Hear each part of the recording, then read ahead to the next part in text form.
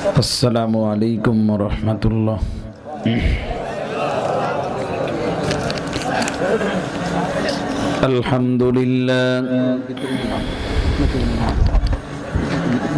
আলহামদুলিল্লাহি নাহমাদুহু ওয়া নাস্তাঈনুহু ওয়া নাস্তাগফিরুহু ওয়া নু'মিনু বিহি ওয়া নাতাওয়াক্কালু আলাইহি ونعوذ بالله من شرور أنفسنا ومن سيئات أعمالنا من يهده الله فلا مضل له ومن يضلله فلا هادي له ونشهد أن لا إله إلا الله وحده لا شريك له ونشهد أن سيدنا وحبيبنا ومولانا محمدا عبده ورسوله الذي أرسله بالحق إلى الخلق بشيرا ونذيرا وداعيا إلى الله بإذنه وسراجا وقمرا منيرا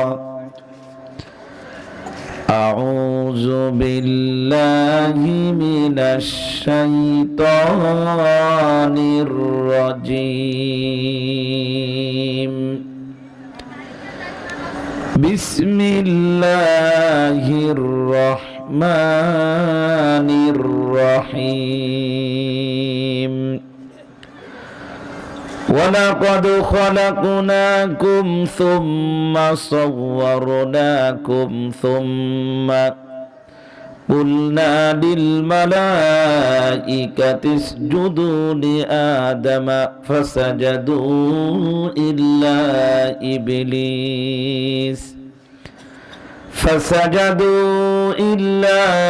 إبليس لم يكن من الساجدين وقال رسول الله صلى الله عليه وسلم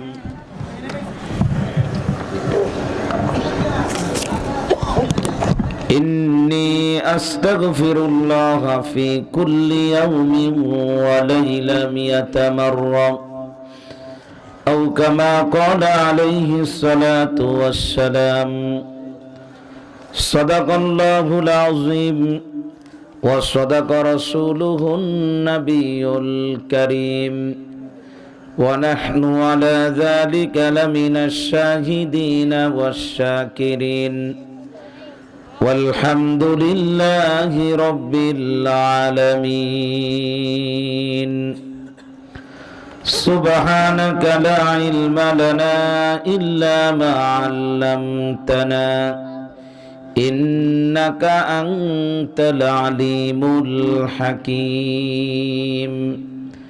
সবাই মুহাব্বতের সাথে জিকির করেন লা ইলাহা ইল্লাল্লাহ। এটা একটু আওয়াজ দেন, এটা একটু ডিলে দেন বেশি। লা ইলাহা ইল্লাল্লাহ লা ইলাহা ইল্লাল্লাহ মুহাম্মাদুর রাসূলুল্লাহ।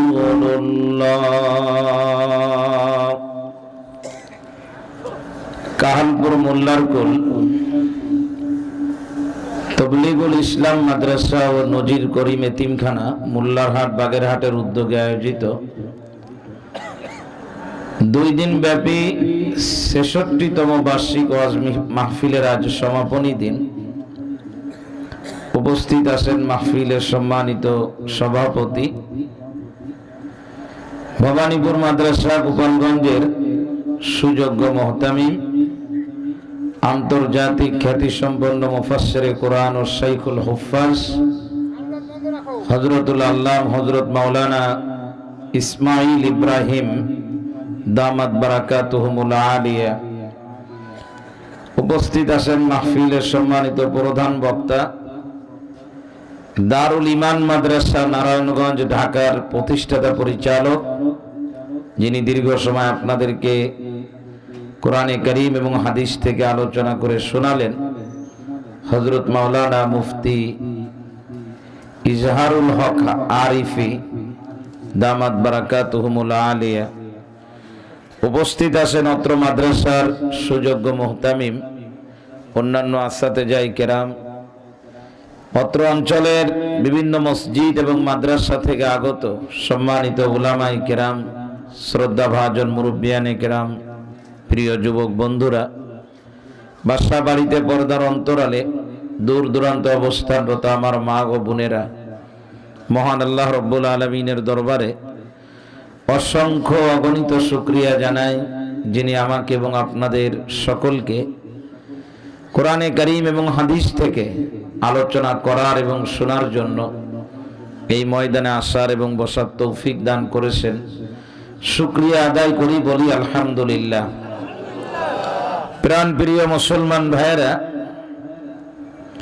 মন চাই যে সব সময় আল্লাহ তাআলার বিধান মেনে চলব, কোরআন এবং হাদিস অনুযায়ী নিজের জীবন পরিচালিত করব, ভালো মানুষ হয়ে দুনিয়ায় থাকবো। এটা মন চায়, সকলের মন চায়, আমার মন চায়, আমাদের সবার মনের চাহিদাই এটা যে আমরা ভালোভাবে চলবো, 5 ওয়াক্ত নামাজ সহ ইসলামের যত বিধান আছে সব বিধানগুলি সুন্দরভাবে মেনে চলবো। এটা আপনাদের মনে চাই কিনা?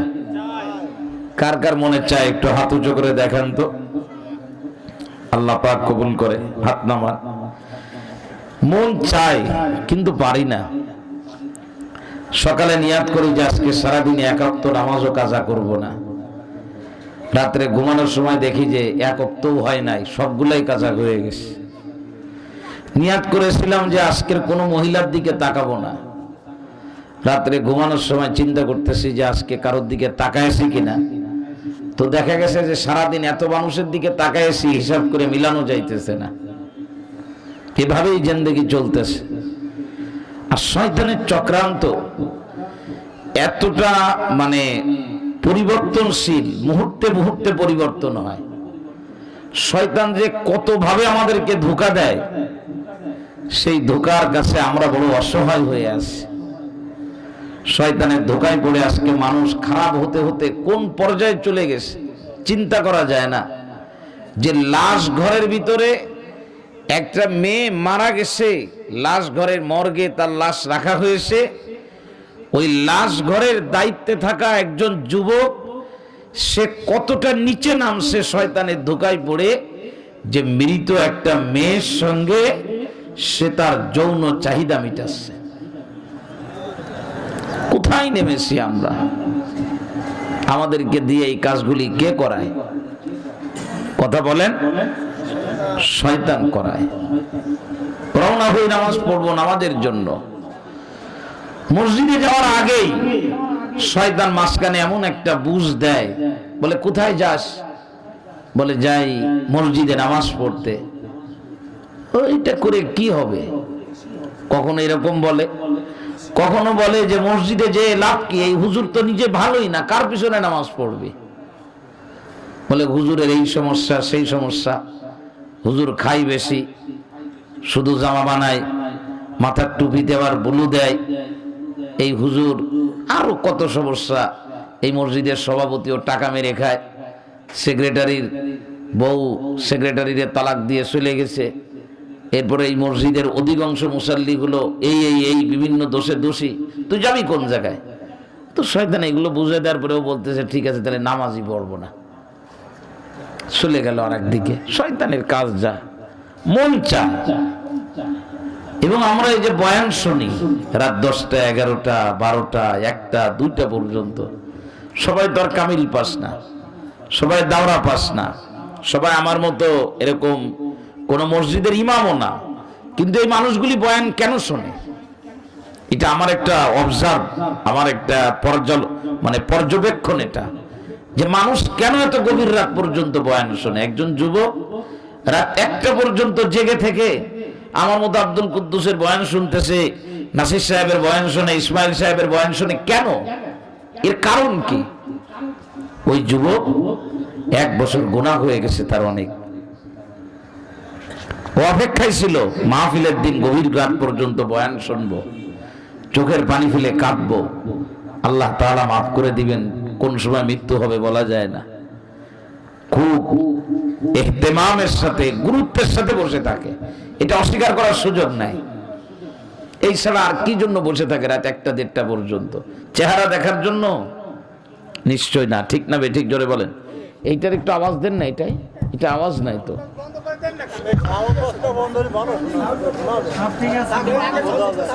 আস্তে আস্তে আস্তে আস্তে, রাগ হইলে হবে না। ইকো বন্ধ করেন না, এটা নামায় ওইদিকে দিতে পারেন। ইকো থাকুক, এটারে প্রয়োজনে নামায় ওইদিকে দিয়ে দেন। তার যদি থাকে এটাকে নামায় ওইদিকে দিয়ে দেন।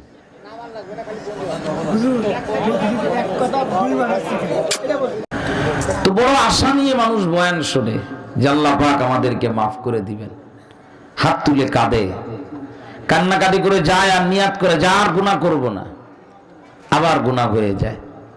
কে করায়? এই যে শয়তান, এর তো মানে হাতের কাছে পেলে যে কি করতাম আমরা, এরকম একটা মানসিকতা আছে কিনা? আমরা যে কি করতাম একে হাতের কাছে পেলে, এটা বোঝা যায় মিনার ময়দানে যখন ওই শয়তানকে পাথর মারে। তো বাংলাদেশে কিছু হাজি একেবারে বয়োবৃদ্ধ, মনে করেন নড়তে চড়তে পারে না, ঠিক মতো নড়াচড়া দিতে পারে না, মাজায় ব্যথা, হাঁটুই ব্যথা, মাথায় ব্যথা, গলায় ব্যথা, একেবারে শেষ পর্যায়ে হজে গেছে। এরকম কিছু মুরব্বী যায় না হজে? তার ক্ষমতা নাই যেরকম করে একটা ঢিল নিয়ে কাউকে মারবে, কিন্তু ক্ষমতা নাই তার। তো চাচার ভাব দেখলে মনে হয় যে চাচা মনে হয় শয়তান দেশকে মারিয়েই ফেলাবে। চাচা ওই ছোট্ট পাথর একটা হাতে নিয়ে এইরকম করে লাফ দেয়, লাফ দিয়ে পাথর মারছে।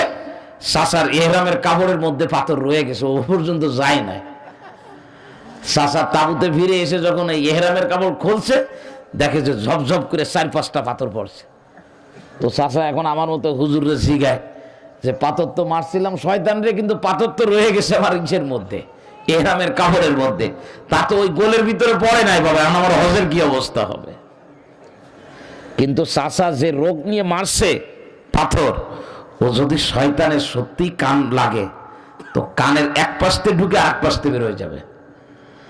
শয়তানকে মানুষ এতটা খারাপ ভাবে এবং হিংসা, মানে রাগ শয়তানের প্রতি মানুষের। কিন্তু সমস্যা হলো শয়তান এমন এক পাওয়ার নিয়ে আসছে যে শয়তানদের দেখা যায় না, ধরা যায় না, এবং শয়তান এই করোনা ভাইরাসে অসুস্থও হয় না। শয়তান এক হায়াত নিয়ে আসছে, এমন হায়াত যে হায়াত আদম থেকে শুরু করে নিয়ে আখিরি নবীর একেবারে শেষ উম্মত পর্যন্ত কভার করে। লম্বা হায়াত নিয়ে আসছে। ওর করোনার ভয় নাই, কোনো কিছুর ভয় নাই। শয়তান গাঁজা খাইলেও শীত হয়ে পড়ে না, সিগারেট খাইলেও ওর কলিজা নষ্ট হয় না, শয়তানের কোনো সমস্যা হয় না। শয়তান যে কোনো জায়গায় যে কোনো সময় ঢুকে পড়ে, ওর কোনো টিকিট করা লাগে না, কোনো গাড়ি ভাড়া দেওয়া লাগে না, কিচ্ছু করা লাগে না। শয়তান এত পাওয়ার নিয়ে আসছে। তো এই পাওয়ার আল্লাহ তাআলা শয়তানকে লম্বা হায়াত দিয়ে রেখেছে। শয়তান চেয়েছিল যে আমাকে লম্বা হায়াত দেওয়া হোক, আমাকে যেন মৃত্যু না দেওয়া হয়, আমি কিয়ামত পর্যন্ত বাঁচতে চাই। তো আল্লাহ তাআলা শয়তানকে বলে দিয়েছে, ঠিক আছে দিলাম লম্বা হায়াত, থাকো। যেই বলছে লম্বা হায়াত দিয়ে দিলাম, শয়তান তখন বলতেছে এই লম্বা হায়াত আমি কি কাজে লাগাবো তাও বলে দিচ্ছি। আমাকে আপনি যে কারণে গুমরাহ মানে পথভ্রষ্ট করে তাড়িয়ে দিলেন, আমাকে বিতাড়িত করলেন, আমাকে আপনি জাহান্নামী বানিয়ে দিলেন, আমি আপনার এই আদম সন্তান যারা কিয়ামত পর্যন্ত দুনিয়ায় আসবে, তারা যে নবীর উম্মত হোক না কেন, কিয়ামত পর্যন্ত তাদেরকে আমি একই পাওয়ার একই শক্তিতে ধোঁকা দিয়ে দিয়ে জাহান্নামের আগুনে নিয়ে যাব, তাদেরকে আমি ভালো কাজ করতে দেব না। সেই কথাগুলি আমি আজকে আপনাদের বলবো। শয়তান চেষ্টা করবে, শয়তান আমাকে দিয়েও গুনাহ করাইতে পারে। অনেক সময় দেখা যায় কোনো মসজিদের ইমাম যদি গুনার কাজ করে, অনলাইনে ফেসবুকে বলেন, পত্র পত্রিকায় বলেন, এমন ভাবে এটাকে দেখায়, কেমন জানি মনে হয় যে মসজিদের ইমাম মনে হয় শয়তানের ধোকার ঊর্ধ্বে, সে কোনো গুনাহ করবে না। আসলে তা আমাকে দিয়েও করাইতে পারে, তবে আমি ভয় পাই না। শয়তান যদি আমাকে দিয়ে গুনাহ করায় তো আমার কাছে একটা মেডিসিন আছে, ওই মেডিসিন একটু লাগায় দেব না, মুহূর্তের মধ্যে শয়তান যে গুনাহ করায়ছে ওই গুনাহটা উল্টে নেকি হয়ে যাবে। মুসলমান আমার দিকে লক্ষ্য করেন, কি সেই মেডিসিন? মানুষ জামা বানায়, দামি কাপড়ের জামা, কিন্তু সে জানে এই দামি কাপড়ের জামা গায়ে দিয়ে মোল্লাহাট বাজারে যাব, বাড়ি আসতে আসতে জামা ময়লা হওয়ার সম্ভাবনা আছে, জামা ময়লা হবে। এই চিন্তায় কেউ কিন্তু জামা বাক্সের ভিতরে আটকায় রাখে না, ব্যাগের ভিতরে রাখে না। ময়লা হবে জানার পরেও গায়ে দেয়, ঠিক না বেঠিক জোরে বলেন? কিন্তু ময়লা হওয়ার পর এই জামা পুনরায় আবার কেমনে পবিত্র বানাইতে হবে, পরিষ্কার বানাইতে হবে, সব ব্যবস্থা কিন্তু ঘরের ভিতরে থাকে না, থাকে না জোরে বলেন? বাথরুমের মধ্যে দেখবেন সাবান রাখার জন্য জায়গা বানায় রাখা হয়, তার কারণ হলো শরীরকে পবিত্র করার জন্য এক ধরনের সাবান রাখা হয়, কাপড় পরিষ্কার করার জন্য আর এক ধরনের সাবান রাখা হয়, পাউডার রাখার জন্য এক ধরনের কৌটার ব্যবস্থা করা হয়। দুনিয়ার মুসলমান আমার দিকে লক্ষ্য করেন, জামা ময়লা হবে জানি, এই জমিনে চলতে গেলে, বাজারে গেলে, গাড়িতে চললে জামা কাপড় ময়লা হবে, এটা আমাদের সবারই জানা আছে। এরপরেও আমরা জামা কাপড় পরে বাজারে যাই, কেউ জামা খুলে পলিথিনের মধ্যে করে খালি গায়ে চলে যায় না। মোল্লাহাট বাজারে লোকজন জিগাইলো, কি ব্যাপার খালি গায়ে কেন? বলে যে জামা ময়লা হবে তাই নিয়ে আসছি, জামা আছে এই যে পলিথিনের ভিতরে রাখছি। এরকম পাগল এই দুনিয়ায় কেউ নাই। আর যদি কেউ এইভাবে যায়, সবাই বলবে তারে দ্রুত পাবনায় পাঠায় দেওয়া দরকার, ঠিক না বেঠিক জোরে বলেন? গুনাহ হবে, আমি জানি আমার গুনাহ হবে, আমার নবী জানেন আমার উম্মতের গুনাহ হবে। আল্লাহ রাব্বুল আলামিন আদম আলাইহিস সালাতু ওয়াস সালাম থেকে আরম্ভ করে নিয়ে আখিরি নবীর একদম শেষ উম্মত পর্যন্ত দুনিয়াতে যত মানুষ আসবে সব মানুষের গুনাহ হবে, শয়তান গুনাহ করাবে, এটা আমার আল্লাহও জানেন এবং নবীরাও জানেন, ঠিক না বেঠিক জোরে বলেন? এজন্য বিশ্ব নবী বলেছেন, ও আমার সাহাবীরা শুনে রাখো, তোমরা গুনাহ করবা, তোমাদের দ্বারা গুনাহ হয়ে যাবে, তোমরা আবার তওবা করবা, আল্লাহ তোমাদেরকে মাফ করে দিবেন। এইভাবে আল্লাহ পাক তোমাদেরকে রাখতে চান, এটা আল্লাহ পছন্দ করেন। তোমরা শুনে রাখো, তোমরা সব যদি ভালো হয়ে যাও, কেউ যদি কোনো গুনাহ না করে দুনিয়াতে, আল্লাহ পাক বলেন এই সব মানুষগুলিরে, আল্লাহর নবী বলতেছেন আল্লাহ পাক নিয়ে যাবেন, সবার মৃত্যু দিয়ে দেবেন। এরপরে এই দুনিয়াতে আবার এমন এক সম্প্রদায়ের মানুষ আল্লাহ পাক বানাবেন, যারা গুনাহ করবে আবার তওবা করবে, গুনাহ করবে আবার তওবা করবে, যাদের গুনাহ হবে আবার তওবা করবে। এই রকম করার জন্য আল্লাহ পাক কিয়ামত পর্যন্ত দুনিয়াতে নতুন ভাবে আবার মানুষ বানাবেন। গুনাহ হবে, গুনাহ আমারও হবে, আপনাদেরও হবে, সকলের জীবনে গুনাহ হবে, এটা আমাদের মাথার ভিতরে আসে। সকালে যখন ঘুম থেকে আমরা উঠে ফজরের নামাজ পড়ে যখন দোকানের উদ্দেশ্যে রওনা হয়ে যায়, ফজরের নামাজ পড়ে যখন রাজনীতির ময়দানে নিজের ঢোকানোর জন্য রওনা হয়ে যায়, ক্ষেতের ভিতরে কাজ করার জন্য যখন রওনা হয়ে যায়, স্কুল কলেজ ইউনিভার্সিটিতে যখন রওনা হয়ে যায়, মাথার ভিতরে এটা নিয়ে যায় গুনাহ আমার হবে, রাস্তায় বের হলে গুনাহ হবে, শয়তান আমাকে দিয়ে গুনাহ করাবে। তার কারণ শয়তান তো গুনাহ করানোর মতো শক্তি নিয়ে জমিনের মধ্যে নেমেছে, কিয়ামত পর্যন্ত হায়াত নিয়ে জমিনের মধ্যে এসেছে, শয়তান আমাকে দিয়ে গুনাহ করাবে, এর মধ্যে কোনো সন্দেহ নাই। কিন্তু গুনাহ হইলে কোনো ভয় নাই, যখন হয়ে যাবে সঙ্গে সঙ্গে তওবা করব, আল্লাহ পাক জিন্দেগির গুনাহ মাফ করে দিবি। এই কথা আমার না, এই কথা কোরআনে কারীমের আয়াতের মধ্যে আসছে। আমি যে আয়াত তেলাওয়াত করেছি সূরাতুল আরাফের মধ্যে, আমি শুধু আয়াতগুলি তেলাওয়াত করব, তরজমা করব, জানি না কতটুকু ব্যাখ্যা করতে পারবো। আল্লাহু আকবার। আল্লাহ রাব্বুল আলামিন সূরাতুল আরাফের 11 নম্বর আয়াত থেকে আমি তেলাওয়াত করে আপনাদেরকে শোনাবো, তাফসীর যতটুকু সম্ভব করব। আল্লাহ রাব্বুল আলামিন বলেন, ওয়ালাকাদ খলাকনাকুম, আল্লাহ পাক বলেন হে পৃথিবীর মানুষ, আমি তোমাদেরকে বানালাম। আমি তোমাদেরকে সৃষ্টি করলাম, মায়ের পেটের ভিতরে তোমাদের আমি আল্লাহ পাক না পাক পানি থেকে তোমাদেরকে বানালাম। সুম্মা সাওয়ারনাকুম, এরপরে মায়ের পেটের ভিতরে আমি আল্লাহ পাক একটা নির্ধারিত সময় পর্যন্ত তোমাদেরকে আকার আকৃতি দিয়ে, কাউকে পুরুষ, কাউকে মহিলা, কাউকে পুত্র সন্তান, কাউকে কন্যা সন্তান বানায় মায়ের পেটের ভিতরে দীর্ঘদিন পর্যন্ত রাখার পর আমি আল্লাহ পাক তোমাদেরকে দুনিয়ায় নিয়ে এসেছি। বলে আদম আলাইহিস সালামকে বানিয়েছিলাম, আদমকে আকৃতি দান করেছিলাম, দান করার পর সুম্মা কুলনা লিল মালাইকা, এরপরে ফেরেশতাদেরকে বললাম, ও ফেরেশতারা তোমরা সব আদমকে সিজদা করো। শুরু কথা একেবারে আল্লাহ রাব্বুল আলামিন বলেন, আদমকে সিজদা করতে যখন আমি ফেরেশতাদেরকে বলেছিলাম, ফাসাজাদু ইল্লা ইবলিস, কেবলমাত্র ইবলিস ছাড়া সব ফেরেশতা আদমকে সিজদা করেছিল। সবাই সিজদা করেছে, করে না একজন, তার নাম হলো ইবলিস। শয়তান আদমকে সিজদা করে নাই। আল্লাহ রাব্বুল আলামিন বলেন, লাম ইয়াকুম মিনাস সাজিদিন, যারা সিজদা করেছিল তাদের মধ্যে থেকে সে হয় নাই, অর্থাৎ সে সিজদাকারীদের দলভুক্ত হয় নাই, সিজদা সে করে নাই। আল্লাহ রাব্বুল আলামিন ইবলিসকে প্রশ্ন করলো, ইবলিস আমি বললাম সিজদা করতে, সবাই সিজদা করলো, তুমি যে সিজদা করলে না, তোমাকে কে বাধা দিল? কোন কারণে তুমি সিজদা করনি? ইবলিসকে বলা হলো, ক্বালা মা মানাআকা আল্লা তাসজুদা ইয আমারতুক, আমি হুকুম দেওয়ার পরেও কেন তুমি সিজদা করলে না? কোন কারণে, বাধা কিসের? ইবলিস তখন বলে, আনা খায়রুম মিনহু খলাকতানি মিন নারিন ওয়া খলাকতাহু মিন তিন, আমি আদম থেকে ভালো, তার কারণ আদমকে বানানো হয়েছে মাটি দিয়ে, আর আমাকে বানানো হয়েছে আগুন দিয়ে। মাটির থেকে আগুনের দাম বেশি, আগুন উপরের দিকে যায়, মাটি তো নিচের দিকে থাকে। আমাকে আগুন দিয়ে বানানো হয়েছে, আমি আগুন হয়ে কোনোদিন মাটির সামনে মাথা নত করতে পারি না, এজন্য আমি করি নাই সিজদা।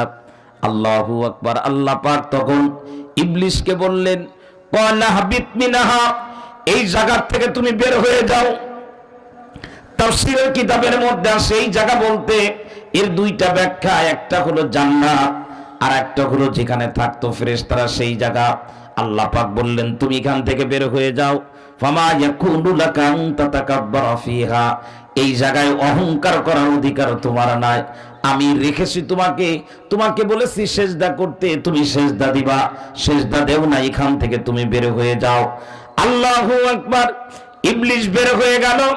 বের হওয়ার সময় আল্লাহ পাককে বলল, গো আল্লাহ, আনজিরনি ইলা ইয়াউমি ইউবাসুন, আমাকে তুমি কিয়ামত পর্যন্ত সময় দাও, অবকাশ দাও, আমি যেন কিয়ামত পর্যন্ত হায়াত পাই, এর আগে যেন আমার মৃত্যু না হয়, আমি যেন কিয়ামত পর্যন্ত দুনিয়াতে থাকতে পারি। আল্লাহ রাব্বুল আলামিন বললেন, ইন্নাকা মিনাল মুনজারিন, তুমি অবকাশ প্রাপ্তদের মধ্য থেকে একজন, তার মানে তোমাকে এই সুযোগ দেওয়া হলো, তোমাকে এই সুযোগ দেওয়া হলো যে তুমি কিয়ামত পর্যন্ত থাকবা। কার কাছ থেকে সুযোগ নিচ্ছে জোরে বলেন? কে নিল জোরে বলেন? কোরআনে কারীমের আয়াত সূরাতুল আরাফের মধ্যে আছে, ইবলিস যখন সুযোগ নিয়ে নিল, আল্লাহু আকবার, কি জন্য সুযোগ নিল? অবাধ্যতা করেছে, সিজদা করে নাই, সিজদা করার জন্য তাকে বলা হয়েছে। আমরা অনেক মানুষ আছি সিজদা করি না, নামাজ পড়ি না। একটু আগে চেয়ারম্যান চাচা আমারে বলতেছে, জুমার দিনে মসজিদ ভরে যায় মুসাল্লিতে, কিন্তু আসরের নামাজের সময় মুসাল্লির কোনো খবর নাই। সব জায়গায় একই অবস্থা। তার মানে আমরা চাই দীর্ঘদিন পর্যন্ত বেঁচে থাকবো, লম্বা হায়াত পাবো, সুস্থতা নিয়ে থাকবো, পারিবারিক জীবনে শান্তিতে থাকবো, রাষ্ট্রীয় জীবনে শান্তিতে থাকবো, রাস্তাঘাটে নিরাপত্তা নিয়ে থাকবো। কিন্তু আল্লাহ পাক আমাদেরকে যে হুকুম দিয়েছেন, একটা হুকুম আমি পালন করব না, অথচ আমার আশা কিন্তু অনেক লম্বা। আমি চাই আমি কষ্ট করব কম, খাবো হলো বেশি।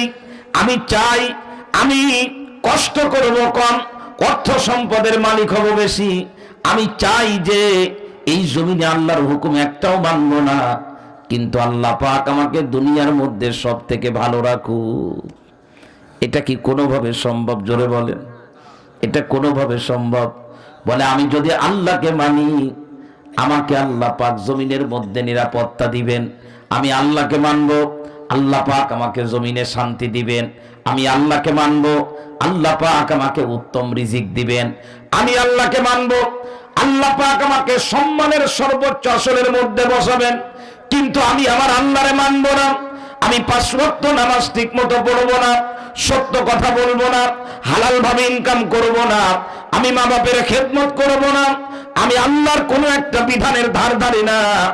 আমার ইচ্ছা হলো আমি একটু সুস্থ থাকবো, এটা জীবনে কোনোদিন সম্ভব হবে না, কোনোদিন সম্ভব হবে না। বরং আমি চাচ্ছি যে জিনিস, আমি দুনিয়াতে যেভাবে থাকতে চাই, আমার সর্বপ্রথম কাজ হলো ওই লক্ষ্য বস্তুতে পৌঁছানোর জন্য আমার আল্লাহর যখন যে হুকুম আসে ওই হুকুমকে সুচারুরূপে সুন্দরভাবে আমাকে পালন করতে হবে। তাহলে আল্লাহ পাক আমাকে আরামে রাখবেন, ভালো রাখবেন। আমি থাকতে চাবো। করোনা ভাইরাস পুরা দুনিয়ার মধ্যে এমন ভাবে আঘাত করেছে, মানুষ বিপর্যস্ত হয়ে গেছে, আমরা ভয়ের ভিতরে আছি। কিছু মানুষ করোনা ভাইরাস থেকে বাঁচার জন্য আলহামদুলিল্লাহ আমরাও চেষ্টা করি, আমিও মাস্ক ব্যবহার করি, আমি আমার হাতকে বারবার ধুই, আমি পরিচ্ছন্ন থাকার চেষ্টা করি। কিন্তু কিছু মানুষ এমন হয়ে গেছে যারা একবারও রাত দিন 24 ঘন্টার ভিতরে তার মুখ দিয়ে আল্লাহ শব্দ উচ্চারণ করে না, অথচ করোনা ভাইরাস থেকে বাঁচার জন্য সে চাচ্ছে এই ভাইরাস আমাকে অ্যাটাক না করুক, সে এত চেষ্টা করতেছে। তার চেষ্টা দেখলে মাঝে মধ্যে আশ্চর্য হই যে এই বেচারা কি পরিমাণে চেষ্টা করতেছে, অথচ এই ভাইরাস থেকে বাঁচার জন্য ভাইরাসের মালিকের সাথে যোগাযোগ রাখলে এত চেষ্টা করা, কথা বলে না, এত চেষ্টা করা লাগে। আল্লাহু আকবার। একটু ঢিলে দেন হালকা, নাইলে তো আমি পারবো না, আমার তো বাঁচতে হবে না।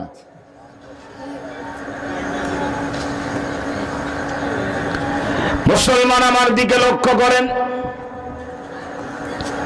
আমি আমার যুবক বন্ধুদেরকে বলি, ও যুবক, আমার স্ত্রী আমার কথা শুনবে, আমার স্বামী আমার কথা শুনবে, আমার সন্তান আমার অবাধ্যতা করবে না, এই জমিনের কোন মানুষ আমারে মারার জন্য উঠে পড়ে লাগবে না, রাতের অন্ধকারে রাস্তা দিয়ে চলবো, কোনো ভয় ভিতরে কাজ করবে না, পানির উপর দিয়ে হাঁটার প্রয়োজন হলে হেঁটে যাব, পায়ের তলায় পানি পর্যন্ত লাগবে না। আল্লাহু আকবার। পকেটের ভিতরে টাকা নাই, বাজার করা দরকার, বাজার করতেও কোনো সমস্যা হবে না, অল্প খাইলে পেট ভরে যাবে। ঘুমানোর নিয়াতে যখনই মাথাটা বালিশের মধ্যে দিব, কোনো ঔষধের দরকার হবে না, আরামের ঘুম আল্লাহ পাক আমার মধ্যে দিয়ে দিবেন। কিন্তু এই সবগুলোর জন্য সর্বপ্রথম জরুরি হলো ইবলিসের পথ ছেড়ে দিয়ে আল্লাহর যখন যে বিধান আছে ফেরেশতাদের মতো সঙ্গে সঙ্গে মেনে নিতে হবে, সঙ্গে সঙ্গে মেনে নিতে হবে। ফজরের নামাজ পড়ো, আয়নার সামনে দাঁড়িয়ে দেখবা চেহারার ভিতরে কোনো কসমেটিক্স ব্যবহার করা লাগবে না, চেহারার ভিতর থেকে সূর্যের কিরণের মতো এক ধরনের কিরণ তোমার বিচ্ছুরিত হতে থাকবে। জোহরের নামাজ পড়বা, রিজিকের মধ্যে বরকত, এত পরিমাণে বরকত চিন্তাও করতে পারবা না কোথা থেকে বরকত আসতেছে। গত কয়েকদিন হলো এবছরে যেগুলা মাহফিল করেছি অধিকাংশ মাহফিল গুলাতে এই বয়ানই বেশি করতেছি। তার কারণ হলো মানুষের হাব ভাব দেখলে এখন এই বয়ানগুলি বেশি করতে মনে চায়। মানুষ কত চেষ্টা করে, রাত গভীর হয়ে গেছি, ঘুমাইতেছে না, সে কাজের ভিতরে ব্যস্ত আছে, 2-4 টাকার জন্য আরামের ঘুম হারাম হয়ে গেছে। কিন্তু বেচারারে যদি বলা হয় হাত পা ধরে এত কষ্ট করা লাগবে না, 1 কেজি চাউল রান্না করে যদি 10 জনের সংসার একদিন চালানো যায়, এত কষ্ট করার দরকার কি? বলবে হুজুর এই সমস্ত নগদ কথা আপনারা আর শোনায়েন না, এগুলি শুনতে কি লাগে না? কথা বলেন না, এগুলি শুনতে ভালো লাগে না হুজুর? আপনারা এরকম ওয়াজ বহু শোনাইছেন আমাদেরকে। আমি এগুলি এখন বেশি বেশি বলতেছি, সব জায়গায় বলতেছি। তার কারণ অনেক নামাজি মানুষ নামাজ পড়ে, পরে বুঝলাম যে এর নামাজ আসলে সে অন্তর থেকে পড়ে না। এই নামাজ হলো তার সামাজিক জীবনের নামাজ, সামাজিক নিয়ম। আজান হয়ে গেছে, সবাই মসজিদে যায়, আমার আব্বা যেত, আমি না গেলে কেমন হয়ে যায়, আচ্ছা যাই মসজিদে যায়, কিন্তু ওর বিশ্বাস নাই যে আমি যদি আমার আল্লাহর হুকুম অন্তর থেকে মানি তো আল্লাহ তাআলা দুনিয়ার জীবন আমার জন্য সহজ করে দিবে। এই বিশ্বাস ওর ভিতরে নাই। আমি সত্য করে ঘটনা শোনাই, তাহলে আমার কথা বুঝাইতে সহজ হবে। আমি আল্লাহকে মানবো তো আল্লাহ তাআলা আমার ব্যবস্থা করবেন। আমি ইবলিসের মতো হব না যে আল্লাহ আমাকে একটা কাজ করতে বলবে আর আমি সেই কাজ করব না। হযরত আবু হুরায়রা রাদিয়াল্লাহু তাআলা আনহুর কথা মনে পড়ে যাচ্ছে আমার। মুসলিম শরীফের, বুখারী শরীফের সহিহ হাদিস, লম্বা, আমি এটা পড়িয়েছি ছাত্রদেরকে। আল্লাহু আকবার, আল্লাহু আকবার। ক্ষুধার কারণে হযরত আবু হুরায়রার ক্ষুধা লাগছে, কিন্তু মসজিদে নববী রেখে যে বাড়ি যাবে, বাড়ি গেলে যদি এর মধ্যে কোনো গুরুত্বপূর্ণ বয়ান হয়ে যায়, নবীর কোনো গুরুত্বপূর্ণ কথা নবী বলে ফেলে, তো আমি আবু হুরায়রা তো শুনতে পারবো না। এজন্য মসজিদে নববী থেকে সরে না, মসজিদে নববীতে সবসময় থাকে, কোন রকম বের হয় না। সবাই বাড়ি যায় খাওয়ার জন্য, আবু হুরায়রা খাওয়ার জন্য যায় না। হযরত আবু হুরায়রা বলেন, তোমরা শুনে রাখো, মাঝে মধ্যে এত পরিমাণে ক্ষুধা লাগতো, এত পরিমাণে ক্ষুধা লাগতো, দাঁড়াইতে পারতাম না। পিঠের ভিতরে ক্ষুধার কারণে মনে হতো আগুন ধরে গেছে, আমি আর সহ্য করতে পারতাম না। এজন্য আমি আমার এই পেটটাকে আর বুকটাকে মাটির সঙ্গে মিশায় দিয়ে আমি উপর হয়ে জমিনের মধ্যে শুয়ে থাকতাম। অনেক সময় অনেকে মনে করতো আমি মনে হয় মৃগী রোগী, আমি পাগল হয়ে গেছি, তাই আমার ঘাড়ের উপরে পা দিত। কিন্তু তোমরা শুনে রাখো, আমি আবু হুরায়রা পাগল ছিলাম না, বরং ক্ষুধার কারণে পেটটা জমিনের সঙ্গে মিলাইতাম। তার কারণ জমিন ছিল ঠান্ডা, ক্ষুধার তো পেটের সঙ্গে যখন জমিনটা লাগতো তখন ক্ষুধার কষ্ট একটু কম হতো। হযরত আবু হুরায়রা বলেন, একদিন আমি এত পরিমাণে ক্ষুধা লাগছে, দাঁড়াইতে পারি না। মসজিদে নববী থেকে মুসল্লিরা যে গেট দিয়ে বের হবে, যে রাস্তা দিয়ে বের হবে, আমি আবু হুরায়রা ওই গেটের মধ্যে বসে গেছি। হযরত আবু বকর বের হয়, আমি সালাম দিই আসসালামু আলাইকুম। ওমর বের হয়, আমি সালাম দিলাম আসসালামু আলাইকুম। সবাই আমার সালামের জবাব দেয়। সালামের জবাব দিয়ে দিয়ে হযরত আবু হুরায়রা বলতেছেন, সবাই চলে গেল, কেউ আমার দিকে খেয়াল করে না, আমার যে কি প্রয়োজন এটা কেউ অনুভব করলো না। একটু পরে বুখারী শরীফের হাদিসে আসছে, কিছু সময় পরে ফামাররা বিআন নাবিয়্যু সাল্লাল্লাহু আলাইহি ওয়াসাল্লাম, কিছু সময় পরে আমার পাশ দিয়ে নবীজি যায়। আমি নবীজিরে দেখে বললাম, আসসালামু আলাইকুম, হে আল্লাহর রাসূল, আপনার উপরে সালাম। বিশ্ব নবী আমার সালামের জবাব দিলেন, ফাতাবাসসামা, এবং নবীজি মুস্কি হাসি দিলেন, সালামের উত্তর দিয়ে মুস্কি হাসি দিলেন। হযরত আবু হুরায়রা বলে, আমি নবীর হাসি দেখে বুঝে ফেলালাম আমার যে কি প্রয়োজন, আমার পেটে যে ক্ষুধা। আবু বকর না বুঝলেও বিশ্ব নবী জনাবে মুহাম্মদুর রাসূলুল্লাহর বুঝতে বাকি নেই। আল্লাহর নবী মুস্কি হাসি দিলেন। হাসি দিয়ে হযরত আবু হুরায়রাকে ডাক দিলেন। নবীজি আবু হুরায়রাকে আদর করে বলতেন আবাহির। আল্লাহর নবী বললেন, ইয়া আবাহির, এ আবু হুরায়রা। হযরত আবু হুরায়রা বলে, আমি বললাম লাব্বাইক ইয়া রাসূলুল্লাহ, হে আল্লাহর রাসূল, আমি হাজির আছি। নবীজি আমাকে কোনো কথা বলেন নাই যে তোমার ক্ষুধা লাগছে। বলে, নবীজি তো এমনি বুঝে ফেলাইছেন, আমার বলার অপেক্ষায় নবীজি নাই। আল্লাহু আকবার। নবীজি আমাকে বললেন, নীলহাক, আবু হুরায়রা তুমি আমার সঙ্গে চলো।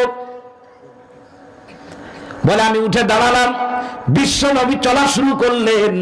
ফাত্তাবাতুহু, আমি নবীর সঙ্গে সঙ্গে আমিও চললাম। নবীও যায়, আমিও যাই। আল্লাহর নবী যেতে যেতে ফাদাখালা, স্ত্রীদের কামরার ভিতরে প্রবেশ করলেন। কামরার ভিতরে প্রবেশ করে বিশ্ব নবী জনাবে মুহাম্মদুর রাসূলুল্লাহ ঘরের মধ্যে যারা মহিলা আছেন তাদেরকে বলতেছে, আমি একজনকে সাথে করে নিয়ে এসেছি মসজিদে নববী থেকে, তার নাম হলো আবু হুরায়রা, তোমরা অনুমতি দিলে তাকে একটু ঘরে আসতে বলবো। স্বামী অনুমতি চাই স্ত্রীদের কাছে, পরপুরুষ ঘরের ভিতরে ঢুকবে। হাদিসের এইটুকু শব্দের উপরে যদি বয়ান করি, ফজরের আযান দেবে, আজকে আমরা আমাদের ঘরের ভিতরে বন্ধুদেরকে নিয়ে ঢুকে পড়ি, আরেকজনকে নিয়ে ঢুকে পড়ি, স্ত্রীর কাছে জিজ্ঞাসা করার মতো প্রয়োজন আমরা অনুভব করি না। আমার বন্ধু আমার স্ত্রীকে দেখে, আমার স্ত্রী আমার সঙ্গে 2টা কথা বলে, বন্ধুর সঙ্গে 4টা কথা বলে। কয়দিন পরে এমনও হয় আমার স্ত্রী রেখে বন্ধুর সাথে পালিয়ে যায়। তখন হুজুরদের কাছে দৌড়ায়, হুজুর তাবিজ দেন, বউ ফেরানো দরকার। আল্লাহর নবীর সুন্নাত মানেন নাই, এ বউ আর ফেরানো সম্ভব হবে না। ঘরের ভিতরে পর্দার বিধান প্রয়োগ করেন। এ মুসলমান শুধুমাত্র লম্বা জামা গায়ে, মাথার মধ্যে টুপি আর মুখের ভিতরে দাড়ি আর 5 ওয়াক্ত নামাজের জন্য মসজিদে হাজিরা দেওয়ার নাম কিন্তু ইসলাম না। পারিবারিক জীবনে ইসলাম প্রতিষ্ঠা করতে হবে, অবশ্যই ঘরের ভিতরে পর্দা বিধান প্রয়োগ করতে হবে। আজকে জিনা, ব্যভিচার আর যে সমস্ত অনাচার অবিচারের কথা কানের ভিতরে শুনি আর চোখ দিয়ে দেখি, আমরা যারা ধর্মীয় লাইনে আছি, আমাদের গবেষণা, আমাদের পর্যালোচনা, কোরআন হাদিস আমাদেরকে যে মেসেজ দেয়, এর একমাত্র কারণ হলো বেপরদা। এর বাহিরে আর কোনো কারণ আমি পাচ্ছি না। বলবেন হুজুর অনেক জায়গায় তো শুনি মসজিদের ইমাম সাহেবরাও এই কাজ করে, ওটাও বেপরদার কারণে, সেটাও বেপরদার কারণে। বড় বড় মেয়েদেরকে মসজিদের ইমাম সাহেবের কাছে আনা হয়, বলে সভাপতি সাহেবের সাথে কথা বলে এসেছি, সেক্রেটারি সাহেব বিষয়টা জানে, এলাকার আপনি আমাকে চিনতে পেরেছেন? বলে না, আমি তো আপনাকে চিনি না। বলে আমি এই মসজিদে প্রতি মাসে 50 টাকা করে চাঁদা দিই, আমার এই মেয়েটাকে আপনি একটু আরবি পড়ায় দেবেন। হুজুর কাসুমুসু করতেছে, এত বড় মেয়ে আমি কিভাবে আরবি পড়াবো, আর এই মেয়েটাকে আমি আরবি পড়াবো মসজিদের বারান্দায় বসে। হুজুর বলতেছে এত বড় মেয়ে তো আমরা ভর্তি করি না, মেয়েদেরকে আমরা নেই না, আপনি একে ঘরে বসে কোন মহিলা দিয়ে শিখাইলে ভালো হয়। বলে হুজুর আপনি মনে হয় আমাকে চিনতে পারেন না, আমার আব্বাই মসজিদে 2টা ফ্যান কিনে দিয়ে মারা গেছে। বাধ্য হয়ে ইমাম সাহেব চাকরি বসাবে, রেজুলেশন লিখে তাড়ায় না দেয়। আজকে বিবেক মানুষের কোথায় চলে গেছে? ওই বড় মেয়েটাকে মসজিদে দিয়ে যায়, সেখানেও আজকে দুর্ঘটনা ঘটতেছে। দুর্ঘটনার বাহিরে নেই, সেখানেও দুর্ঘটনা ঘটতেছে। এগুলো অস্বীকার করার সুযোগ নাই। আরো অনেক দুর্ঘটনার কারণ আছে। মসজিদের ইমাম, তাকে নিয়োগ দেওয়া হয়েছে এই চুক্তিতে যে সে তার মাসিক বেতন এলাকার বাড়ি বাড়ি যে উঠায় নেবে। মসজিদের ইমাম সাহেব মাসের ভিতরে সে কোরআন তেলাওয়াত করারও সুযোগ পায় না, ঘরে ঘরে যে সে কালেকশন করতেছে, টাকা উঠাইতেছে রসিদ দিয়ে। কার সাথে পরিচয় হচ্ছে? তার এলাকার মহিলাদের সঙ্গে, এলাকার মেয়েদের সঙ্গে। এই জন্য আমি আপনাদের পায়ে হাত রেখে বলি, ইমাম, মুয়াজ্জিন, খাদেম, মাদ্রাসার আসাতেজায়ে কেরাম, জাতির বিবেক উলামায়ে কেরামকে সেফ সাইডে রাখার জন্য, নিরাপদ রাখার জন্য অবশ্যই আমাদেরকে ইমাম, মুয়াজ্জিন, খাদেম আর উলামায়ে কেরামকে অবশ্যই নারীদের থেকে দূরে রাখতে হবে। মসজিদের ইমাম কোনো বাড়ি বাড়ি যে চাঁদা উঠাবে না। এই জাতি আরো বিপর্যয়ের মুখে পড়বে। কারণ আমি যখন খারাপ কাজ করব, আমি যখন কোন দুর্ঘটনার সাথে জড়িয়ে পড়ব, শয়তান আমাকে যখন তার কাছে নিয়ে ধোঁকা দিবে, পুরা ইসলাম ধর্মের উপরে তখন নেগেটিভ মানসিকতার মানুষ যারা আছে, তারা ইসলাম সম্পর্কে লিখতে, ইসলাম সম্পর্কে বলতে আরো বেশি উৎসাহিত হবে, তারা আরো বেশি বলবে। আমাদের সতর্ক হওয়া দরকার, খুব সতর্কতা দরকার। জামানা খারাপ হয়ে গেছে। আল্লাহর নবী ঘরে ঢুকে বিশ্ব নবী মানবতার মুক্তির দুধ অনুমতি চাচ্ছে যে তোমরা অনুমতি দিলে আমি আবু হুরায়রাকে ঘরের ভিতরে আসতে বলবো। হযরত আবু হুরায়রা বলেন, আমার জন্য অনুমতি চাওয়া হলো, ফাআযিনা লি, আমার জন্য অনুমতি দেওয়া হলো, আমাকে ঢুকতে বলা হলো। আল্লাহু আকবার। হযরত আবু হুরায়রা বলেন, বিশ্ব নবী ঢুকলো ঘরে, আমিও ঢুকলাম। নবীজি ঘরে ঢুকে তালাশ করতেছেন খাওয়ার কিছু আছে কিনা। আমাদের ঘরে কিন্তু তালাশ করা লাগে না, ফ্রিজের কাছে গেলেই তো 100 প্রকার খাবারের সাথে দেখা হয়। ফ্রিজের ভিতরে কত ধরনের খাবার আমরা এতেকাবে বসায় রাখছি, কিন্তু বিশ্ব নবীর ঘরে তো ফ্রিজ নাই, কোন খাবার জমা করে রাখার তো চিন্তাও নবীজির ঘরের ভিতরে ছিল না। আম্মা জান আয়েশা বলেন, এমনও হয়েছে আমরা 3টা চাঁদ দেখেছি। কয়টা? জোরে বলেন। 2 মাসের ভিতরে 3টা চাঁদ দেখেছি। আমাদের ঘরের ভিতরে একটা দিন আমরা চুলা জ্বালাইতে পারি না। চুলা জ্বালানোর মতো কোনো পরিবেশ ছিল না। সাহাবী বলেন, আম্মা জান তাহলে আপনারা কি খেয়ে জীবন ধারণ করতেন? আম্মা জান আয়েশা বলেন, তোমরা শুনে রাখো, চুলাই রান্না করে খাওয়া যায় এমন কোনো খাবার ছিল না। আমাদের খাবার ছিল আসওয়াদানে, দুইটা কালো জিনিস, এর মধ্যে একটা হলো কালো খেজুর আর একটা হলো কালো পানি। খেজুর আর পানি খেয়ে আমরা 3টা চাঁদ দেখেছি। কয়টা চাঁদ জোরে বলেন? এত সহজ নাকি? আর আমরা তো ফ্রিজের ভিতরে যে পরিমাণে খাবার বসায় রাখছি, ওই খাবার যদি বের করে মোল্লার বাজারে নেওয়া যায়, ছোটখাটো একটা হোটেল দেওয়া যাবে, ঠিক না বেঠিক জোরে বলেন? ফ্রিজ যখন এই জমিনের মধ্যে ছিল না, তখন মানুষের মধ্যে মানুষের প্রতি হৃদ্রতা ভালোবাসা ছিল। আমি আমার মাকে দেখেছি, রাত্রে যখন আমাদেরকে খেতে দিত, আমরা ছোট ছোট ভাই বোন পিঠে পিঠে যারা আমার স্কুলে পড়তাম, রাত্রে মা আমাদেরকে শুইতে বলল, কিন্তু মা আসে না। আব্বা মারে ডাক দেয়, আমরা মাকে ডাক দেই, মা কিছু সময় পরে আসে। মারে প্রশ্ন করা হলো, মা কোথায় গিয়েছিলি? বলে অল্প একটু তরকারি রয়ে গেছিল, মাছ অথবা অন্য কোনো তরকারি। বলে ওই তরকারিটুকু নষ্ট হবে, ওই তরকারিটুকু কোথায় রাখবো? তরকারিটুকু নিয়ে পাশের বাড়িতে গেছিলাম, কারোর বাড়িতে তরকারির দরকার আছে কিনা, তোর ওই চাচার বাড়ি দিয়ে আসলাম, ওরা আজকে বাজার করতে পারে নাই, ওদের রান্না বাড়া হয় না, এই তরকারি দিয়ে ওরা বাচ্চাদেরকে ভাত খাওয়াবে। এই নিয়ম কিন্তু গ্রাম অঞ্চলে ছিল, ছিল না জোরে বলেন?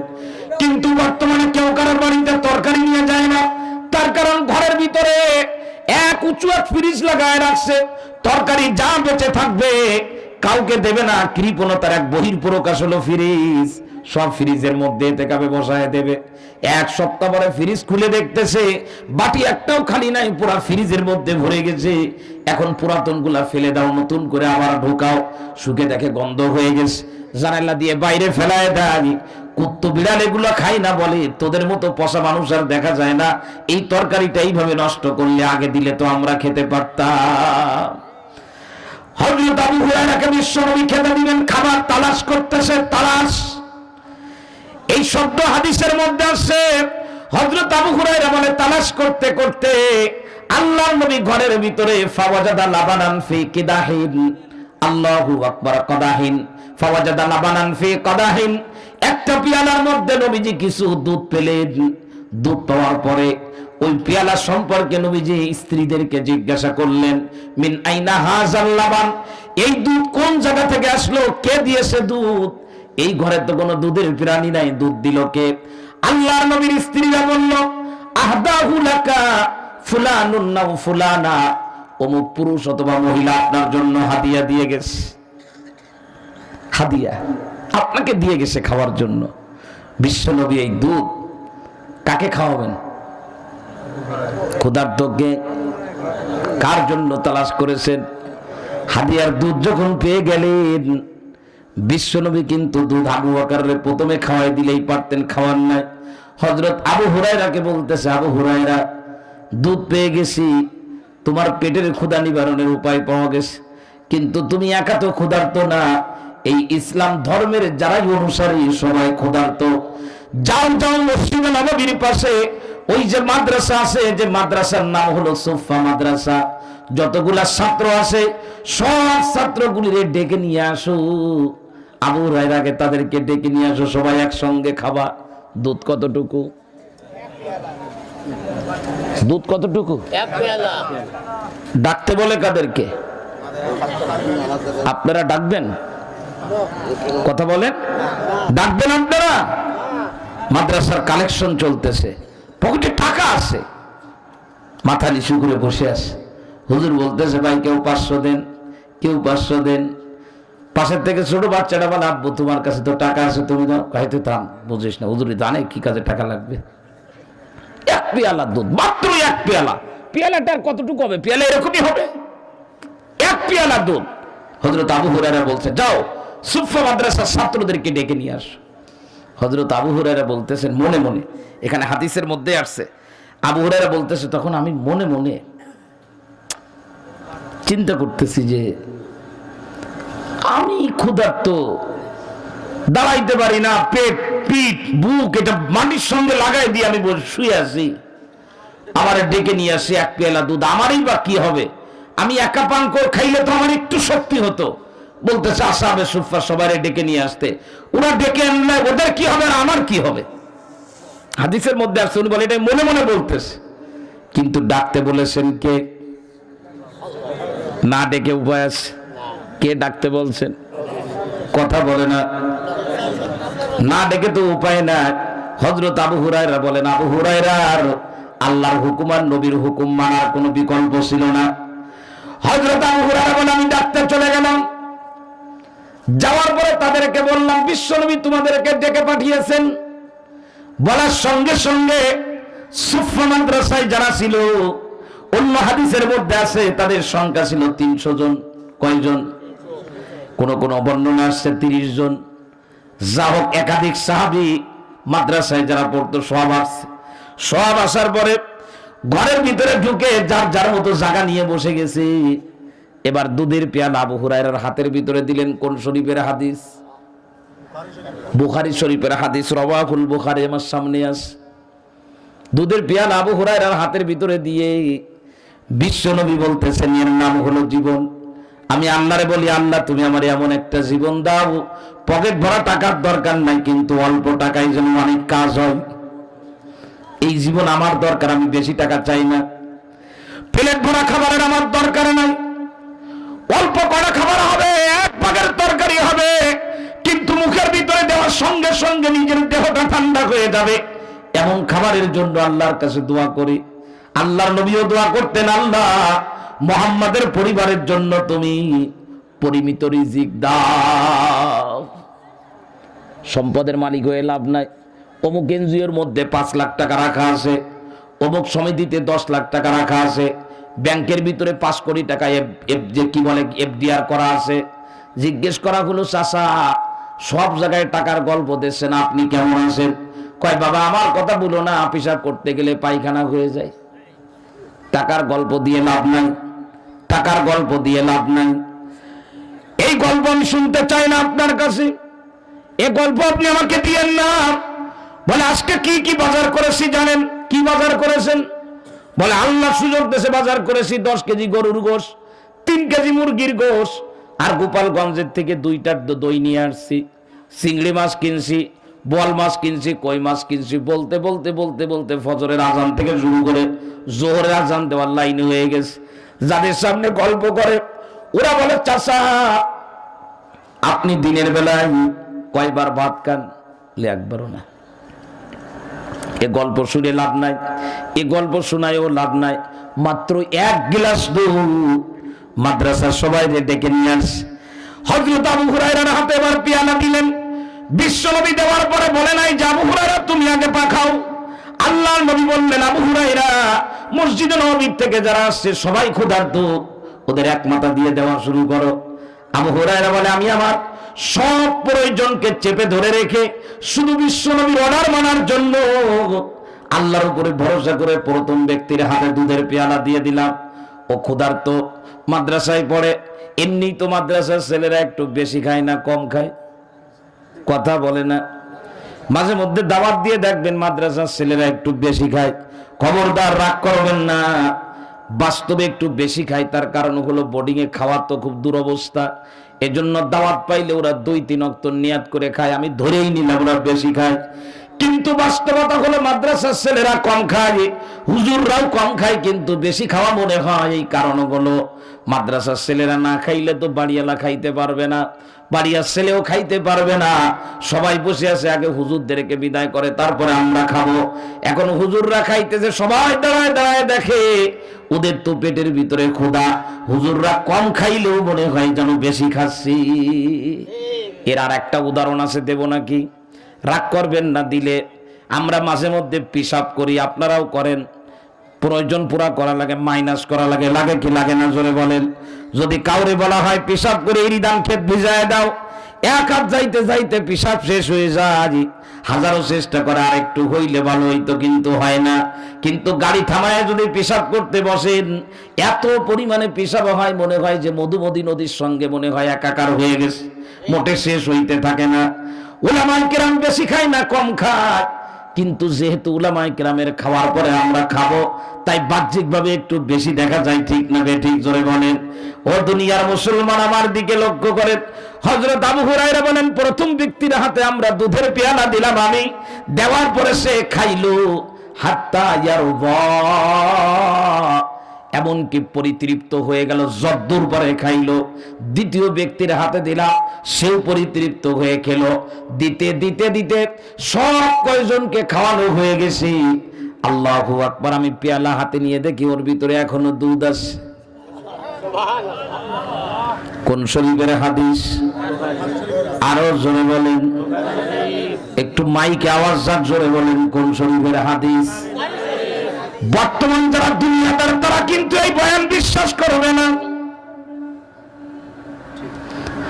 কোনোভাবে বিশ্বাস করানো যাবে না, বিশ্বাস করানো সম্ভব হবে না। কিন্তু বিশ্বাস করো রে মুসলমান, বিশ্বাস করো, এর নাম হলো শান্তিময় জীবন। ঘর উন্নত লাগে না, কিন্তু ঘুম আসতে সময় লাগে না।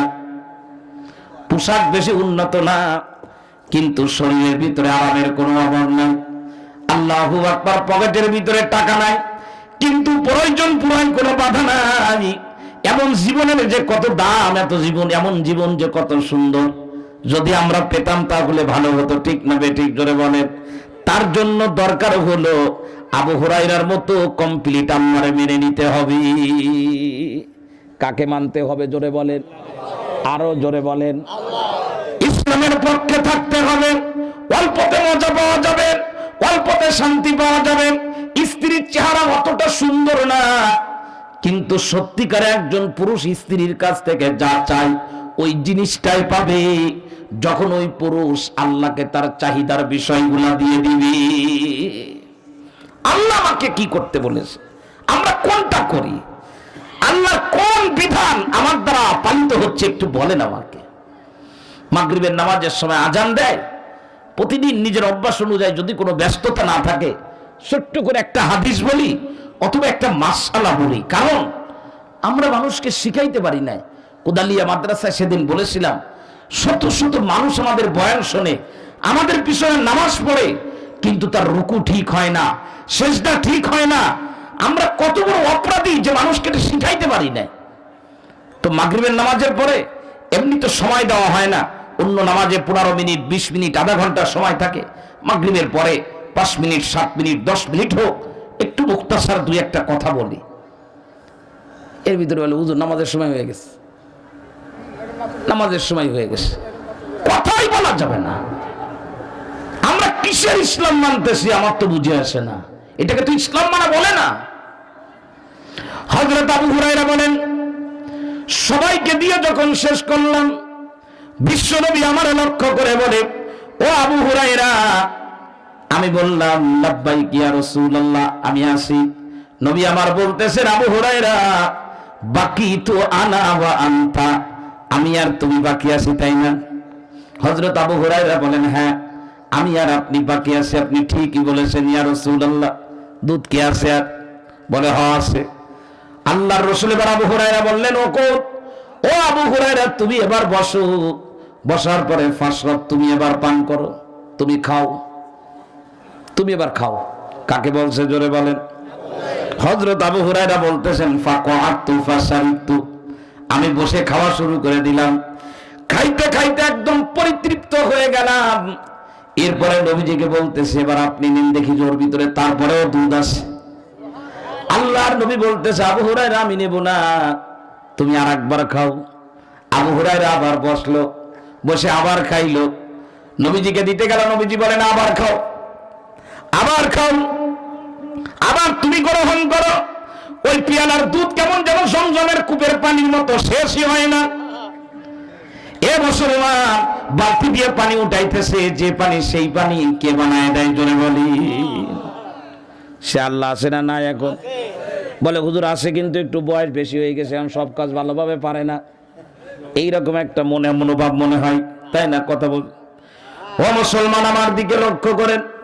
হযরত আবু হুরায়রা বলতেছেন, আমি তৃতীয়বার যখন নবীজিকে বললাম আমি আর পারবো না, ফামাজালা ইয়াকুলু, নবী বারবার বলতেছে, ইশরাব ইশরাব, তুমি আরো খাও, আরো খাও, আরো খাও, আরো পান করো।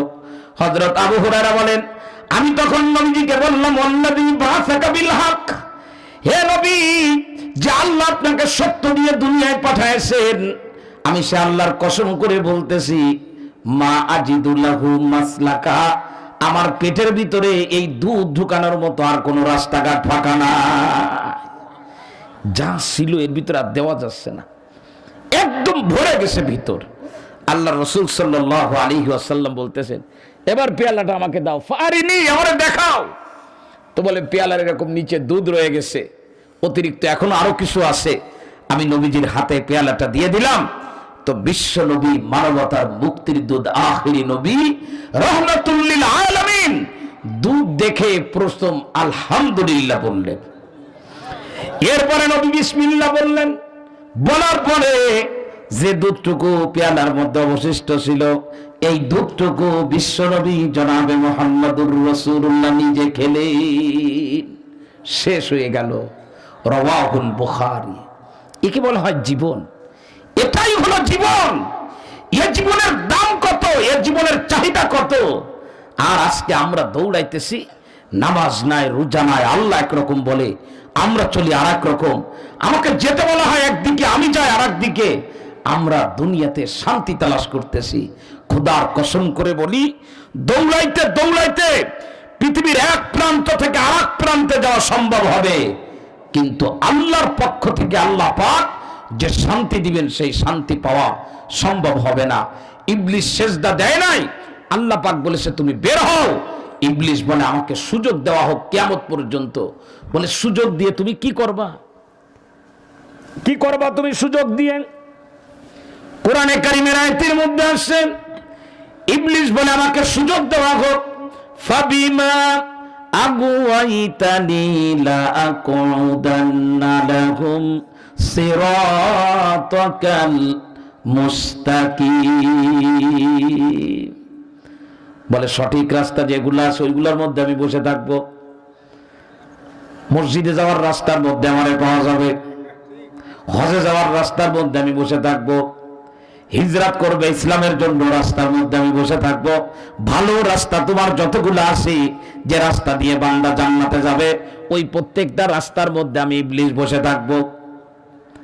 বসে কি করবে? কোরআনে কারীমের আয়াত বলতেছে, ইবলিস বলে, আমি বসে বসে কি করব তাও আপনাকে বলে রাখি। লা আতিয়ান্নাহুম মিন বাইনি আইদিহিম ওয়া মিন খালফিহিম ওয়া আন আইমানিহিম ওয়া আন শামাইলিহিম।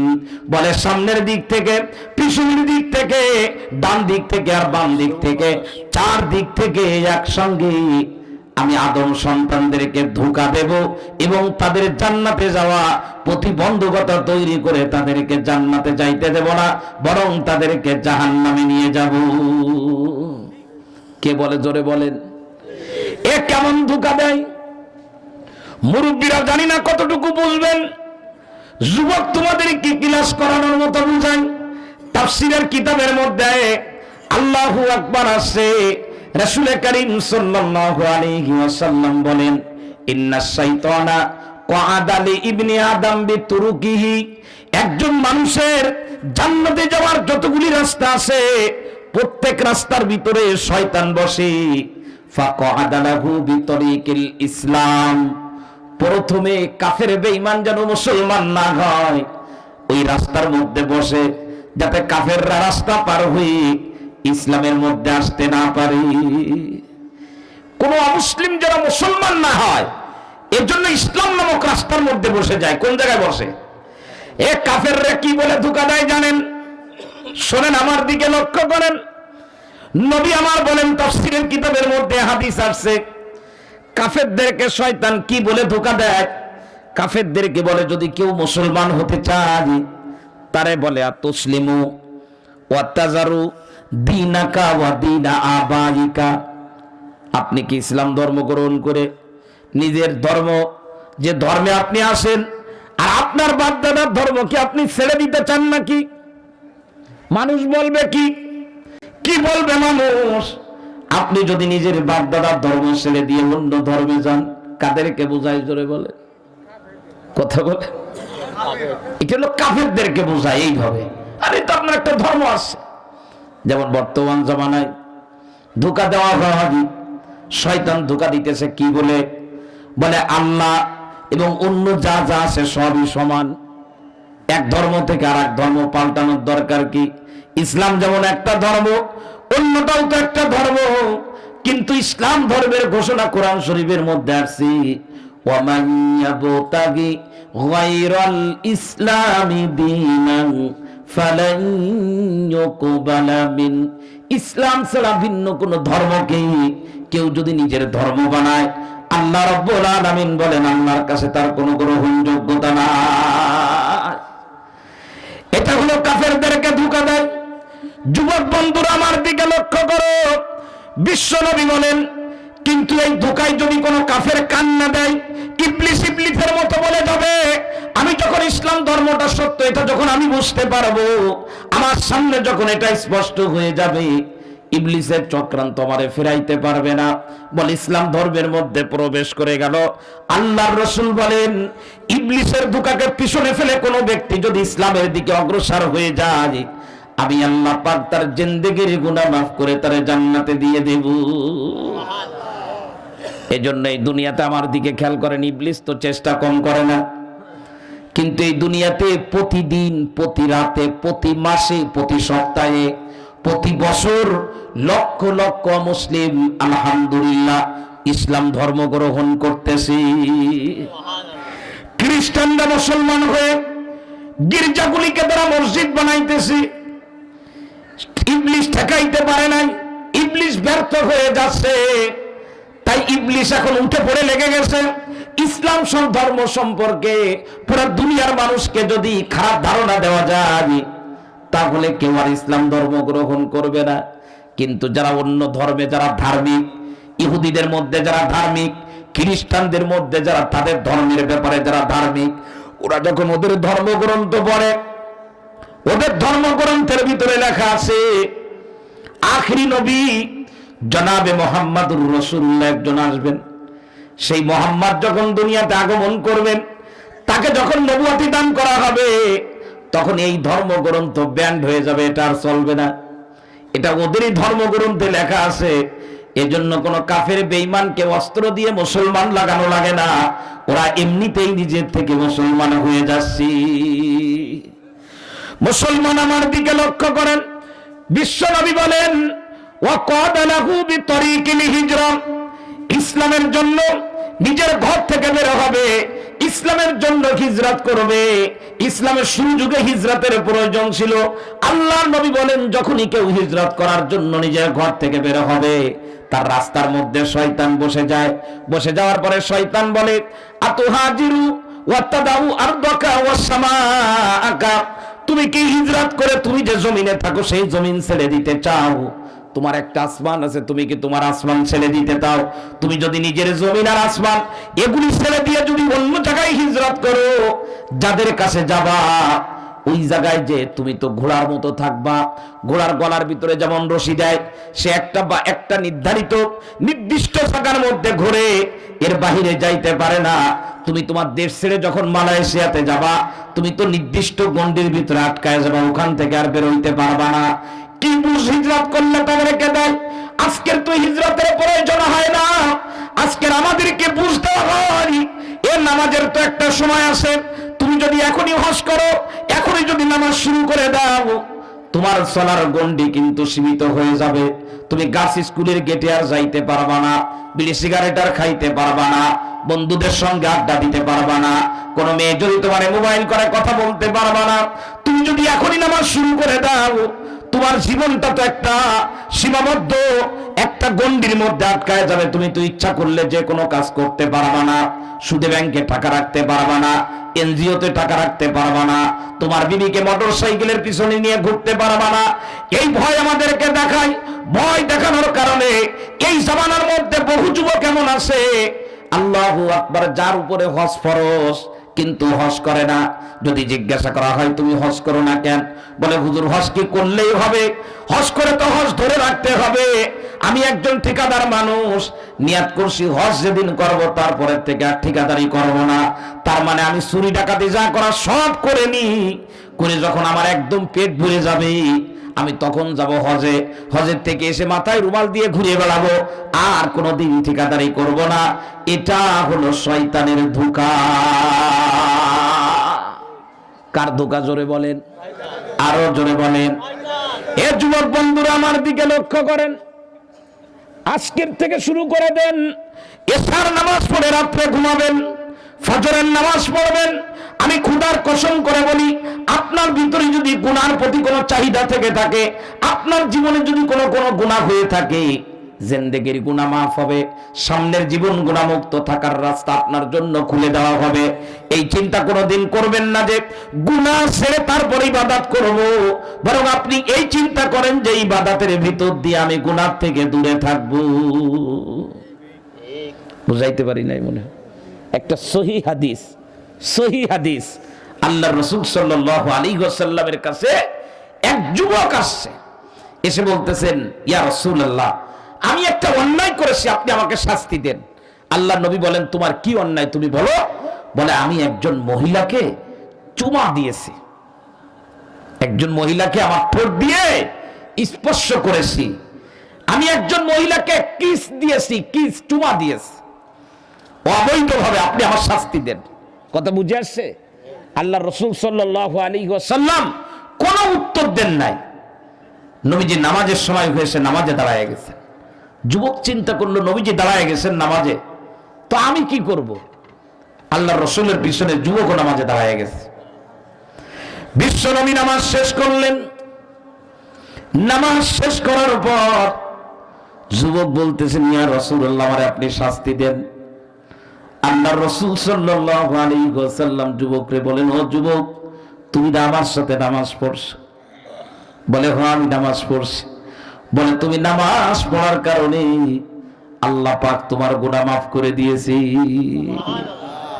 ও মুসলমান, গুনাহ ছেড়ে নামাজ পড়বো না, নামাজের মাধ্যমে গুনাহ থেকে দূরে থাকবো, ঠিক না বেঠিক জোরে বলেন। গুনাহ ছেড়ে দিয়ে হজ করবো এই চিন্তা করা এটা শয়তানের ধোঁকা। ওই যে শয়তান বলছে, তুমি যদি হিজরত করে চলে যাও তোমার জমিন সীমিত হয়ে যাবে, তোমার জমিন সংকুচিত হয়ে যাবে, আসমান সংকুচিত হয়ে যাবে, খবরদার তুমি হিজরত করো না। কিন্তু শয়তানের এই ধোঁকায় যদি কেউ কান না দেয়, এই ধোঁকার মধ্যে কেউ যদি নিজেকে না ঢোকায়, বরং শয়তানের ধোঁকাকে পিছনে ফেলে দিয়ে বুক ফুলায় সামনের দিকে যদি হাঁটতে পারে, আল্লাহর রাসূল সাল্লাল্লাহু আলাইহি ওয়াসাল্লাম বলেন, আল্লাহ পাক তাকে মাফ করে জান্নাতে দিয়ে দিবি। আল্লাহর নবী বলেন, শয়তান আর কোথায় থাকে?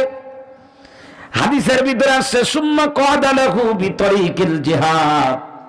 ইসলামের জন্য যখন জিহাদের দরকার হয়েছে, শয়তান কিন্তু কারোর বাড়ির দরজায় বসে নাই, জিহাদের রাস্তায় বসে। যে রাস্তা দিয়ে সবাই জিহাদে যাবে ওই রাস্তায় বসে গেছে। ওই রাস্তায় বসে শয়তান বলতেছে, আল্লাহু আকবার তুকাতিলু। শয়তান বলে, তুমি যাচ্ছ মারামারি করতে, ফাতুকতালু, তোমারে তো মেরেই ফেলাবে যুদ্ধের ময়দানে, তুমি তো মারার হয়ে যাবা, শহীদ হয়ে যাবা। তোমার কত বড় লস হবে তুমি জানো?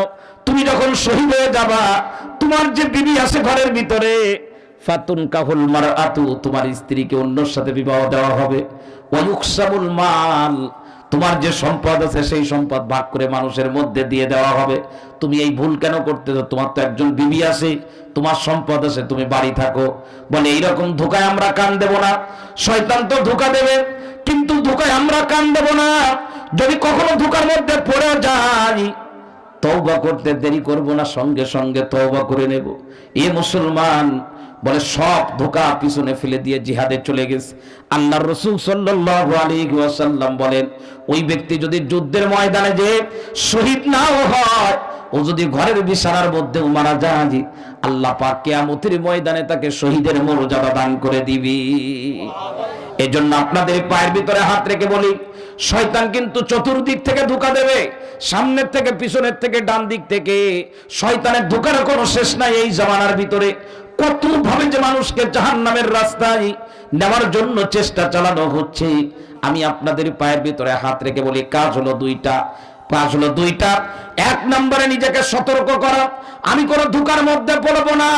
আমার কাজ হলো আমার আল্লাহর হুকুম মানা, আমাকে আমার আল্লাহর হুকুম মানতে দিতে হবে। আল্লাহর নবী বলেছেন, এরপরেও যদি তোমার কোনো গুনাহ হয়ে যায়, ও যুবক, এরপরেও যদি কোনো গুনার সঙ্গে কখনো জড়ায় পড়ো, কোনো গুনার ভিতরে শয়তান ঢুকায় দেশে, আমি চাইনি এই গুনাহ করব, কিন্তু শয়তান আমারে দিয়ে করায় ফেলালো, আল্লাহ রাব্বুল আলামিনের নবী বলেছেন কোনো ভয় পেও না। তার কারণ হলো আল্লাহ পাক হাদিসে কুদসির মধ্যে বলেছেন, কখনো যদি গুনাহ হয়ে যায় সঙ্গে সঙ্গে তওবা করে নিও। নবীজি নিজে তওবা করে আমাদেরকে শিখায়েছেন, প্রতিদিন কমস কম 100 বার তওবা করা। আস্তাগফিরুল্লাহ রাব্বি, আস্তাগফিরুল্লাহ রাব্বি, এটা বারবার পড়তে থাকা। আমি তো এই কথা বারবার বলি, হাদিসের ভিতরে আসছে যে ব্যক্তি যে অবস্থায় মারা যাবে ওই অবস্থায় কিয়ামতের ময়দানে তাকে উঠানো হবে, মরবে। হাদিস রয়েছে মুসলিম শরীফের হাদিস। গতকালকে ওই পিরোজপুর থেকে দুলা পরিবহন ছেড়ে আসছি, ঢাকার উদ্দেশ্যে যাবে, কিন্তু যাইতে পারে না। জি, টুঙ্গি পাড়ায় খাদের ভিতরে পড়ে গেছে, কতগুলা মানুষ একেবারে গাছের পাতা চড়ার মতো মরে গেল। এ যুবক, আমি জানি না আজকের এই রাত্রে আমি ফিরে আমার ঘর পর্যন্ত যেতে পারবো কিনা, আমি জানি না আমার স্ত্রী আমার সন্তানদের চেহারা আমার আর দেখা হবে কিনা। আপনারাও জানেন না যে কার কখন মৃত্যু হবে, আমাদের কারোরই জানা নাই। সড়ক দুর্ঘটনায় মানুষ মারা যায়, আল্লাহু আকবার, অসুস্থতার কারণে মানুষ মারা যায়। আর আপনাদের কাছে শয়তান আমাদেরকে ধোঁকা দেবে, আমরা গুনাহ করব, এগুলি সবই হলো ওই রকম সত্য কথা যে জামা গায়ে দিয়ে বাজারে গেলে জামা ময়লা হবে, ওইটা যেমন সত্য কথা। আবার জামা পরিষ্কার করার জন্য ওয়ে আসে, মাধ্যম আসে, সেটাও যেমন সত্য কথা। আমাদের দ্বারা শয়তান গুনাহ করাবে, কারণ শয়তান তো কিয়ামত পর্যন্ত এই পারমিশন নিয়ে এসে আমার দ্বারা গুনাহ করাবে। আল্লাহ রাব্বুল আলামিন হাদিসে কুদসির মধ্যে বলেন, ও শয়তান, কিন্তু তুমি শুনে রাখো, বান্দা গুনাহ করে যখন তওবা করবে, আমি আল্লাহ পাক সঙ্গে সঙ্গে গুনাহ যত বড় হোক না কেন আমার সাগর বরাবর ক্ষমার দরজা খুলে দিয়ে বান্দার জিন্দেগির গুনাহ আমি আল্লাহ মাফ করে দেব। এক হাদিসের মধ্যে নবী আমার বলেন, লম্বা হাদিস, আমি একটু আগে এখানে বসে বের করেছি হাদিস। আল্লাহর নবী বলতেছেন, আল্লাহ পাক বলেছেন, বান্দা যখন কোনো গুনাহ করে, গুনাহ করার পরেই যদি সাথে সাথে আবার তওবা করে, আল্লাহ তুমি আমারে মাফ করে দাও, আল্লাহ তুমি আমারে মাফ করে দাও, আল্লাহ তুমি আমারে মাফ করে দাও বলে বান্দা যখন ক্ষমা চাওয়া শুরু করে দেয়, আল্লাহ পাক তখন ফেরেশতাদেরকে ডাক দিয়ে বলেন, ওই ফেরেশতারা আমার কাছে আসো। ওই দেখো কাহালপুর মোল্লার হাটে আমার এক যুবক, আমার এক বান্দা গুনাহ করেছে, আমার এক বান্দি গুনাহ করেছে, কিন্তু গুনাহ তার দিয়ে শয়তান করাইছে। কিন্তু গুনাহ করাইলে কি হবে? আমার বান্দা জানে যে তার একজন রব আছে, আন্নালাহু রব্বান, তার একজন রব আছে যে রব গুনার কারণে তারে ধরলেও ধরতে পারে, আবার মাফ করে দিলেও দিতে পারে।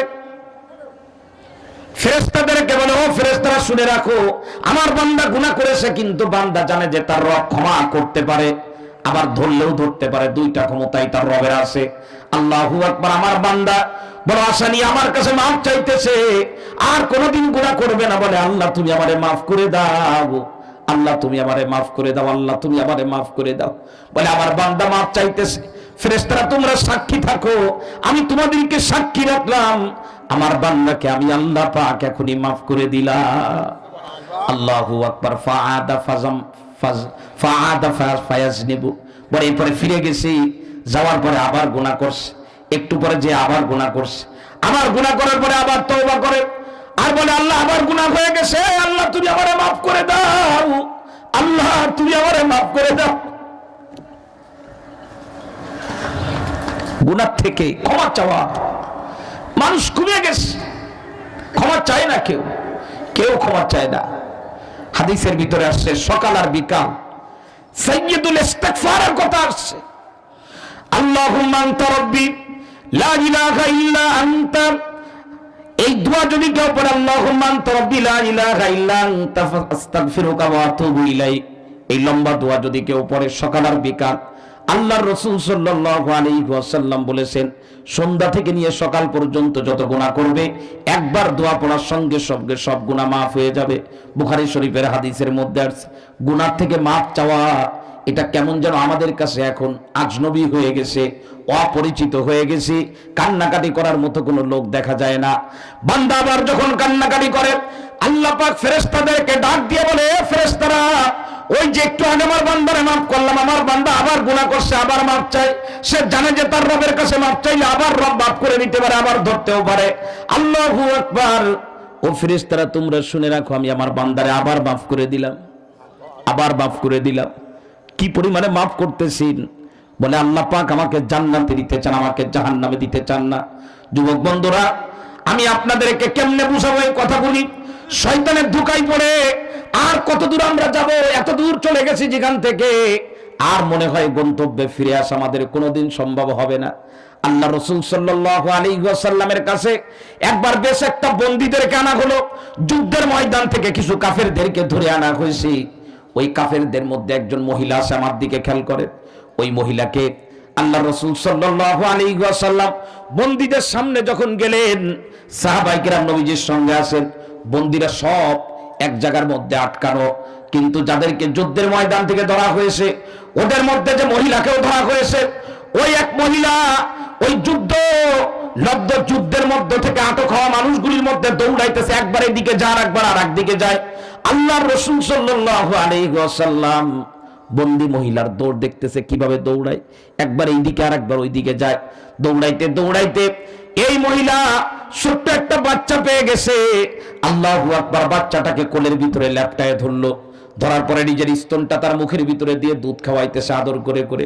বিশ্বনবী বলেন, ও আমার সাহাবীরা, দেখো এই বন্দী মহিলা কিভাবে তার সন্তানকে দুধ খাওয়াইতেছে আদর করে। ও আমার সাহাবীরা, তোমরা বলো তো এই মহিলা কি তার এই সন্তানকে আগুনের মধ্যে ফেলাইতে পারে নাকি? কোনদিন ফেলাইতে পারবে? সাহাবীরা বলেন, ইয়া রাসূলুল্লাহ, দুধ পান করাইতেছে যেভাবে, আর যেভাবে তালাশ করে মহিলা বাচ্চাটাকে কোলে নিল, আর যেভাবে বুকের ভিতরে জড়ায় ধরছে, এই মহিলা জীবনে কোনোদিন এই সন্তানকে আগুনের মধ্যে ফেলাইতে পারবে না, এটা সহ্য করতে পারবে না। এই মোল্লাহাটের মুসলমান পায়ের ভিতরে হাত রেখে বলি, আমার আল্লাহ আমাকে কত ভালোবাসেন।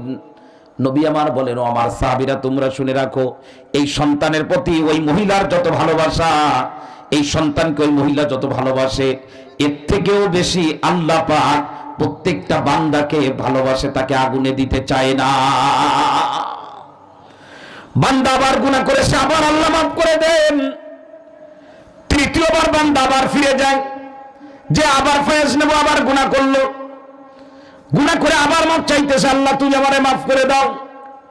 তৃতীয়বার যখন মাফ চাই, আল্লাহ পাক ফেরেশতাদেরকে ডাক দিয়ে আগের মতো আবার বলে, দেখো বান্দা তৃতীয়বার আবার গুনাহ করেছে, কিন্তু জানে যে তার একজন রব আছে, যে রব তার এবারও ধরতে পারে, আবার ক্ষমাও করে দিতে পারে। ফেরেশতারা তোমরা সাক্ষী থাকো, আমি আবার বান্দারে আবার মাফ করে দিলাম। ফেরেশতারা তখন বলে, আল্লাহ এইভাবে কতবার মাফ করবা? আল্লাহু আকবার। হাদিসে কুদসির ভিতরে আছে, সহিহ হাদিস, বিশ্বনবী জনাবে মুহাম্মদুর রাসূলুল্লাহ বলেন, আল্লাহ পাক ফেরেশতাদেরকে বললেন, ও ফেরেশতারা, আমার বান্দা যদি কিয়ামত পর্যন্ত হায়াত পায়, আর আমার বান্দা যদি এইভাবে গুনাহ করে আর বারবার যদি তওবা করতে থাকে, যতদিন পর্যন্ত তওবার অভ্যাস তার ভিতরে থাকবে, যতই গুনাহ করুক আমি আল্লাহ তারে মাফ করতে থাকব, আমি তাকে মাফ করতে থাকব, আমি মাফ করতে থাকব। শয়তানের ধোঁকায় পড়ে কত গুনাহ হয়ে গেছে, কতবার নামাজ নষ্ট করেছি। আজকেই আমি এই ময়দান থেকে কাঁদবো, আমার চোখের পানি বের করার চেষ্টা করি, আমার চোখ আমি পানি দিয়ে ভিজানোর চেষ্টা করি। আল্লাহকে বলি, আল্লাহ তুমি আমারে মাফ করে দাও। আল্লাহ মাফ করে দেবে ইনশাআল্লাহ। এই রাত্রে যদি মৃত্যু হয়ে যায়, আমি খোদার কসম করে বলতেছি, কোরআন আর হাদিস যদি সত্য হয়, এই রাত্রে মৃত্যু হলে আল্লাহ আপনাকে জান্নাত দিয়ে দিবেন ইনশাআল্লাহ। আমি শুধু আল্লাহর কাছে কান্নাকাটি করে প্রতিদিন রাত্রে ঘুমায় যায়, বালিশের মধ্যে মাথা দিয়ে মানিব্যাগের টাকা হিসাব করে, ব্যবসায়ী তার দোকানের মূলধন হিসাব করে। একজন মহিলা, সে আজকে সারাদিন কি করেছে, কয়টা হাঁস উঠলো, খুফির ভিতরে মুরগি উঠলো, কয়টা হিসাব করে। এ মারা, আমার ভাইয়েরা, আমার যুবক বন্ধুরা, যুবতী বোনেরা, আমি তোমাদেরকে একটা সবক দিয়ে যাই, যখন বালিশে মাথা দিবা, এই ঘুমায় যাইতেছো, জানো এই ঘুম জীবনের শেষ ঘুম হতে পারে, আর হয়তো উঠা হবে না। আমাদের একজন শিক্ষক, সিসির বাড়ি হলো খালিশপুরে, নদীর ওপারে চন্দনী মহল। গতকালকে মোবাইল করে আমারে বলতেছে, হুজুর আমার আব্বা রাত্রে ঘুমায় গেছে, আমার আব্বা এশার নামাজ পড়েছে, আমার আব্বা রাত্রে তাহাজ্জুদের আমল করে, আমার আব্বা বড় একজন দিনদার মানুষ, রাত্রে ঘুমায় গেছে, আমরা সকালে দেখি আমার আব্বা মৃত্যু অবস্থায় শুয়ে আছে। আমার আব্বা আর জাগ্রত হয়নি, আর ওঠে নাই, আমার আব্বার উঠতে পারে নাই। এই জন্য আমরা যখন ঘুমায় যাই আমরা একটা দোয়া পড়ি, মুসলমান একটা দোয়া পড়ে। কি দোয়া পড়ে? আল্লাহুম্মা বিসমিকা, আল্লাহুম্মা বিসমিকা আমুতু ওয়া আহইয়া। এর মানে এই না যে আল্লাহ তোমার নামে ঘুমাইতেছে। ঘুমের আরবি আমুতু না, ঘুমের আরবি আর নাওম মানে ঘুমানো। সেই শব্দ কিন্তু এখানে নাই। ঘুমের দোয়ার ভিতরেই হলো আল্লাহুম্মা বিসমিকা, হে আল্লাহ তোমার নামে আমুতু, মরে যাইতেছি, তোমার নামে আমার মৃত্যু হচ্ছে। আল্লাহ তোমার নামে আবার আমি আমার পুনরায় জীবন ফিরে পাবো। আমি রাত্রে তো মরে যাই, এ রাত্রে আমার মৃত্যু হয়ে যায়। জানো মৃত্যু আর ঘুম এই দুইটার মধ্যে পার্থক্য কি? পার্থক্য এতটুকু, যদি কেউ ঘুমানোর পরে ফিরে আসে তো সেইটার নাম হয় ঘুম, আর কেউ যদি ঘুমানোর পরে ফিরে না আসে সেটার নামই হয় মৃত্যু। এজন্য যখন ঘুমায় যায় নবীজি বলেছেন, যখন বিছানায় মাথা দিবা, মাথা দিয়ে তুমি 3 বার একটা দোয়া পড়ে নিও প্রতিদিন। প্রতিদিন নিজেকে গোসল করে, যেমন তুমি পাক হও, পবিত্র হও, ময়লা থেকে নিজেকে একেবারে পরিচ্ছন্ন করো। রাত্রে শোয়ার আগে নিজেকে পরিচ্ছন্ন করো সব গুনাহ থেকে, কারণ শয়তান তো গুনাহ করে এসে, এটা অস্বীকার করার কোনো উপায় নাই।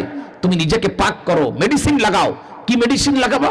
তুমি বলবা, 3 বার বলবা মাত্র, আস্তাগফিরুল্লাহ আল্লাযী। বলেন সবাই, বলেন আমার সঙ্গে, বলেন আস্তাগফিরুল্লাহ আল্লাযী লা ইলাহা ইল্লা হুয়াল হাইয়ুল কাইয়্যুম ওয়া আতুবু ইলাইহি। বলেন তো আমার সঙ্গে আরেকবার, বলেন আস্তাগফিরুল্লাহ আল্লাযী। ও মা, আমার মা, আমি আপনাদের সন্তানের মতো আপনাদেরকে বলি, আপনারাও বলেন আস্তাগফিরুল্লাহ আল্লাযী লা ইলাহা ইল্লা হুয়াল হাইয়ুল কাইয়্যুম ওয়া আতুবু ইলাইহি। কোনোদিন হয়তো আর বয়ান শোনার সুযোগ হবে না, আর হয়তো দেখা হবে না, মেসেজটা আমরা নিজেদের কাছে রেখে দিই। এটা জিন্দেগি পরিষ্কার করার উপায়। বলে বাথরুমের মধ্যে সাবান রাখছো, ধুলা থেকে নিজের শরীরটা পরিষ্কার করো, আর কলিজাটাকে গুনাহ থেকে পরিষ্কার করার জন্য এই মেডিসিনটা বাড়িতে নিয়ে যাও।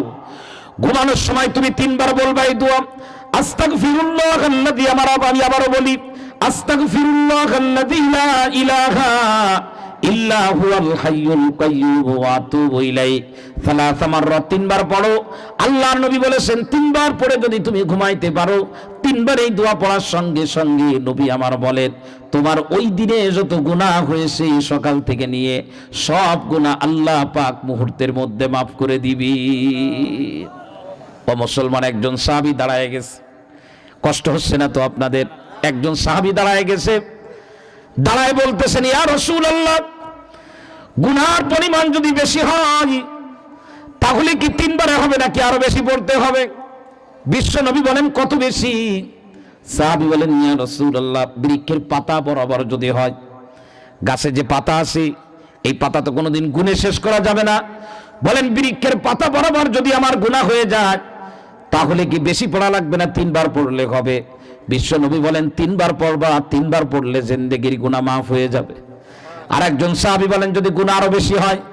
নবী বলেন, কেমন বেশি? বলে সাগরের ফেনা বরাবর যদি হয় তাহলে কয়বার পড়া লাগবে? নবীজি বলেন, 3 বার পড়া লাগবে। আর একজন বলেন, ইয়া রাসূলুল্লাহ, যদি গুনাহ আরো বেশি হয়? বলে আরো কত বেশি? বলে বালু কণা যত হয় একটা মরুভূমিতে, বালুর কণা, বালুর কণা পরিমাণ যদি গুনাহ হয়ে যায়, বিশ্ব নবী বলেন আল্লাহ পাক সেই গুনাহ মাফ করে দিবি। আমি আপনাদেরকে কোনো কিস্সা কাহিনী শোনাইতে পারলাম না, শুধু এতটুকু বলি, জিন্দেগিটাকে পবিত্র বানান। জামা ধোয়ার জন্য পুকুরের পানি, জামা ধোয়ার জন্য বাথরুমের মধ্যে পানি, জামা ধোয়ার জন্য বালতির ব্যবস্থা আছে, কিন্তু এই জমিনের মধ্যে চতুর জায়গায় গুনাহ। রাস্তার মধ্যে যাবা, বেপরদা মহিলা সামনে আসবে, চাইলেও দেখা লাগে, না চাইলেও দেখা লাগে। আল্লাহু আকবার। হাসপাতালে চিকিৎসা নিতে যাবা, তোমার দেহের ভিতরে মানে কি বলে, বেগানা নারী হাত দিবে। আল্লাহু আকবার। তোমার স্ত্রীর চিকিৎসা করাইতে যাবা, সেই জায়গার মধ্যেও তোমাকে বেপরদায় চিকিৎসা করাইতে হবে। গাড়ির ভিতরে উঠবা, সেই জায়গার মধ্যে তোমার গুনাহ হবে। মোবাইল করতে যাবা, সেই জায়গার মধ্যেও তোমার গুনাহ হবে। আমি মাঝে মধ্যে বলি, কোন যে বিপদের মধ্যে পড়ে গেলাম। সারাদিন করো মহিলার দিকে নিজের দৃষ্টি না দিয়ে নিজেরা কন্ট্রোল করতে পারি, ঘরের ভিতরে থাকি, বের হই না, কিন্তু মোবাইল করে যদি কারোর সঙ্গে কথা বলতে যায় কিয়া অ্যাপস লাগাই দিছে, সামনে মহিলার ছবি চলে আসে, বলে কম্পিউটার চালাইলে ছবি চলে আসে। এই দাবি করতে পারবেন না যে আপনার গুনাহ হয় না, বরং ওই যে শয়তান বলেছে লাআতিয়ান্নাহুম মিন বাইনি আইদিহিম, আপনি গুনাহ করতে চাবেন না কিন্তু গুনাহ হয়ে যাবে। আপনি রাস্তা দিয়ে চলবেন, আপনার গায়ের ভিতরে বৃষ্টির পানি যেমন পড়ে আপনার শরীরের ভিতরে গুনাহ পড়তে থাকবে। এ যুবক, কলেজে যাবা, সেই জায়গার মধ্যেও তোমার গুনাহ হয়ে যাবে, যেখানে যাবা ওই জায়গার মধ্যে তোমার গুনাহ হয়ে যাবে। গুনাহ ছাড়া কোনো জায়গা তুমি পাবা না। আল্লাহর নবী বলেছেন শেষ জামানায় এমন হবে মানুষ সুদ খাবে না কিন্তু সুদের বউ প্রত্যেকের টাকা পয়সার মধ্যে ঢুকে যাবে। শেষ জামানায় এমন হবে মানুষ মিথ্যা কথা বলবে না কিন্তু মিথ্যা কথা তার কথার মধ্যে ঢুকে যাবে। শেষ জামানায় এমন হবে মানুষ আমানতের খেয়ানত করবে না কিন্তু খেয়ানতের বউ তার মধ্যে ঢুকে যাবে। শেষ জামানায় এমন হবে মানুষ বেপরদায় চলবে না কিন্তু বেপরদাগির মধ্যে তার জিন্দেগি ঢুকে যাবে। এর থেকে উপায় পাওয়ার এখন একমাত্র উপায় হলো কোনো অস্ত্র দিয়ে কাজ হবে না, বন্দুক হাতে নিয়ে ঘুরলেও কাজ হবে না। তার কারণ শয়তানদের দেখা যায় না কেমনে তুমি তারে গুলি করবা, শয়তানদের দেখা যায় না কেমনে তারে ইট পাটকেল দিয়ে সোজা করবা, শয়তানদের দেখা যায় না কেমনে তারে লাঠি দিয়ে তাড়াবা। একমাত্র নিজেরা যদি শয়তানের ধোঁকা থেকে বাঁচাইতে চাও রে মুসলমান, একমাত্র উপায় হলো ইস্তেগফারের পরিমাণ বাড়ায় দাও। মাগরিবের নামাজ হয়ে যাবে, তাড়াহুড়া করো না রে, তাড়াহুড়া করো না। হতে পারে এমন এশার নামাজ আর পাবা না, এশার নামাজ তোমার কপালে জুটবে না, ফজরের নামাজও কপালে জুটবে না, আর কোন রাত তুমি পাবা না, মাগরিবের নামাজও পাবা না। বরং মাগরিবের নামাজের পরে তাড়াহুড়া না করে পকেটের মধ্যে একটা তাসবিহ দানা রাখো, আস্তে করে নিজের মুখটা নিচু করো, চোখের পানি যদি ছেলে দিতে পারো ফালিয়াদহাকু কলিলাহু ওয়ালিয়াবকু কাসীরা, চোখের পানি যদি একটু ফেলাইতে পারো, এ পানি যদি এক ফোঁটা ফেলাইতে পারো এর দাম যে কত। আল্লাহর নবীর কাছে সাহাবী বলেছেন ইয়া রাসূলুল্লাহ, জান্নাত কাদের জন্য ওয়াজিব হবে, জাহান্নাম কাদের জন্য হারাম হয়ে যাবে। বিশ্ব নবী বলেন এই দুনিয়ার জমিনে জাহান্নামের আগুনের ভয়ে আর জান্নাত পাওয়ার জন্য যদি কোনো ব্যক্তি চোখের পানি ফেলায়, আল্লাহ পাকের ভয়ে যদি কেউ কাঁদে, আল্লাহ পাক তার জন্য জাহান্নামকে হারাম করে দিবেন, জান্নাতকে তার জন্য আল্লাহ পাক ওয়াজিব করে দিবেন।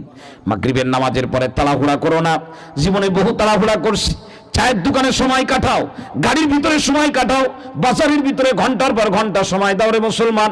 আমি একদম কর জোরে বলে দিয়ে যায়, মা বোনদের বলে দিয়ে যায়, মাগরিবের নামাজ পড়ে 2 রাকাত সুন্নাত পড়ে যায় নামাজ উঠানোর জন্য ব্যস্ত হইও না।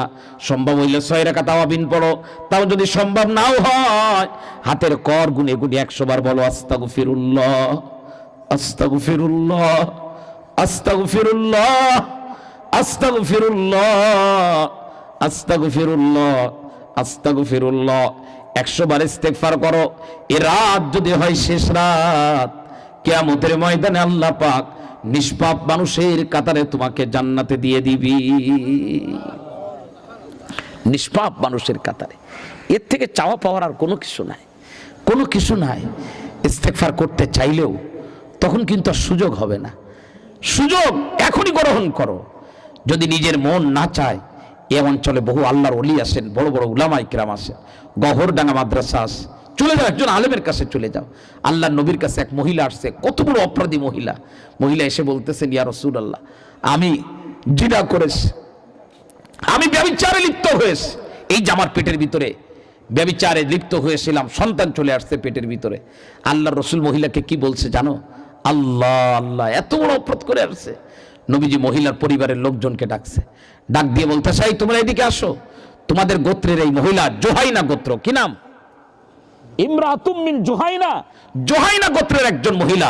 আল্লাহর রাসূল জোহাইনা গোত্রের লোকজনকে ডাক দিয়ে বলে এ অপরাধ করেছে, একে শাস্তি দেওয়া হবে, রজম মারা হবে, পাথর মারা হবে, একে দুনিয়া থেকে বিদায় করা হবে ইসলামী আইন অনুযায়ী। কিন্তু এর পেটের ভিতরে কি আছে? বাচ্চা আছে। বাচ্চা তো কোনো অন্যায় করে না। তো তোমরা সবাই এই মহিলাকে নিয়ে যাও, পরিচর্যা করো, দেখাশোনা করো, যখন সন্তান হয়ে যাবে এই মহিলাকে আবার নিয়ে আসবা। আমার মন চাচ্ছে আপনাদেরকে আরো অনেক কথা বলি, কিন্তু আমি আর পেরে উঠতেছি না, সব ব্যথা করতেছে আমার।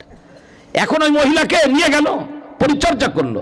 নবী বলে যখন সন্তান হবে তখন নিয়ে আসবা। এ যুবক, মন খারাপ করো না, আমি তোমার মতো যুবক। আমি এই কথাগুলি বড় বিশ্বাসের সাথে বলতেছি। আমার সামনে সব হাদিসের রেফারেন্সগুলি, হাদিসগুলি রয়েছে। আমি কোনো কাল্পনিক কথা বলতেছি না তোমাদেরকে। জোহাইনা গোত্রের এই মহিলাকে নেওয়া হলো, বেশ লম্বা সময় পরে সন্তান ভূমিষ্ঠ হলো। সন্তান ভূমিষ্ঠ হওয়ার পরে আল্লাহর নবীর কাছে নিয়ে আসছে। শরীয়তের বিধান অনুযায়ী মহিলার উপরে শরীয়তের বিধান প্রয়োগ করা হলো। দুনিয়া থেকে মহিলা বিদায় হয়ে গেল। জানাজার নামাজ কে পড়াবে? জিনাকারী ব্যভিচারিণী মহিলার জানাজার নামাজ কে পড়াবে রে যুবক? আমি যদি পড়াই তোমরা তো আমার জামা ধরে টান দিবা, বলবে এ হুজুরের বয়ান শোনা যাবে না। এলাকার মধ্যে এক মহিলা ব্যভিচারে লিপ্ত হয়েছে, তার জানাজা পড়ছে। যদি একটু যুবক নামাজ পড়ে না, ওরা যদি ভালোবাসা দিই, বাকি যারা নামাজ পড়ে তারা বলবে দেখছো হুজুর কত বড় 2 নম্বর। আমরা নামাজ পড়ি, আমাদেরকে ভালোবাসা দেয় না, ও নামাজ পড়ে না, ওরে ভালোবাসা দেয়, ওর সঙ্গে উঠা বসা করে। এটা বলবা না, তার কারণ আমরা হলাম ছিপের বড়শির মতো। মাছ ধরা বড়শি যেমন পানির ভিতরে দিয়ে মাছ ধরে, এ জমিনে উলামায়ে কেরাম বড়শির মতো মানুষকে ধরে ধরে মসজিদে আনে। মিশতে দাও গাঁজাখোরের সঙ্গে, মিশতে দাও। আমি গাঁজাখোরের সঙ্গে মিশে গাঁজাখোর হব না, গাঁজাখোররে মসজিদ মুখ বানাবো। মিশতে দাও, ওরে ধরতে দাও, জড়ায় ধরতে দাও। তো মহিলার সন্তান এসে গেছে, মহিলা শরীয়তের বিধান মহিলাকে উপরে প্রয়োগ হলো, মহিলা দুনিয়া থেকে বিদায় হয়ে জানাজা কে পড়াবে? যুবক আমার দিকে খেয়াল করো, এত বড় গুনাহ তো আমরা করি নাই। বিশ্বনবী নিজেই জানাজার নামাজ পড়ানোর জন্য দাঁড়ায় গেলেন। পিছন থেকে সাহাবী নবীজির জামা ধরে টান দিয়ে বলতেছেন, ইয়া রাসূলুল্লাহ, আপনি কার জানাজা পড়াচ্ছেন? আপনি কার জানাজা পড়াচ্ছেন? একজন ব্যভিচারিণী মহিলার জানাজা আপনি পড়াবেন? বিশ্বনবী তখন বললেন, ও আমার সাহাবী, ও যে তওবা করেছে, সেই তওবা যদি ভাগ করে দেওয়া হয়, এক বংশের মানুষের ভিতরে সকলের গুনাহ মাফ হওয়ার জন্য যথেষ্ট হয়ে যাবে। সেই তওবা আমাদেরকে করতে হবে। করব তো ইনশাআল্লাহ? নাকি শয়তানের ধোঁকায় পড়ে আমরা একেবারে লাইন হারিয়ে ফেলেছি, ফিরে আসতে পারবো না ইনশাআল্লাহ? মাগরিবের নামাজের পরে 100 বার পড়েন আস্তাগফিরুল্লাহ, শুধু এইটুকু পড়েন আস্তাগফিরুল্লাহ। আগামীকালকে আমার মায়ের, আমার বোনের আলোচনা করেন, একজন আরেকজনকে শিখান আস্তাগফিরুল্লাহ। শোয়ার আগে 3 বার পড়েন আস্তাগফিরুল্লাহ আল্লাযী লা ইলাহা ইল্লা। এরপরে সকাল বিকাল সাইয়্যিদুল ইস্তিগফারের আমল করেন। আল্লাহু আকবার। ইনশাআল্লাহ জিন্দেগি পাক থাকবে।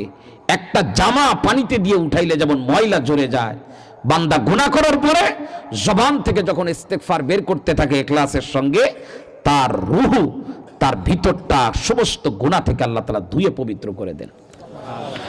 আমরা চেষ্টা করব তো ইনশাআল্লাহ?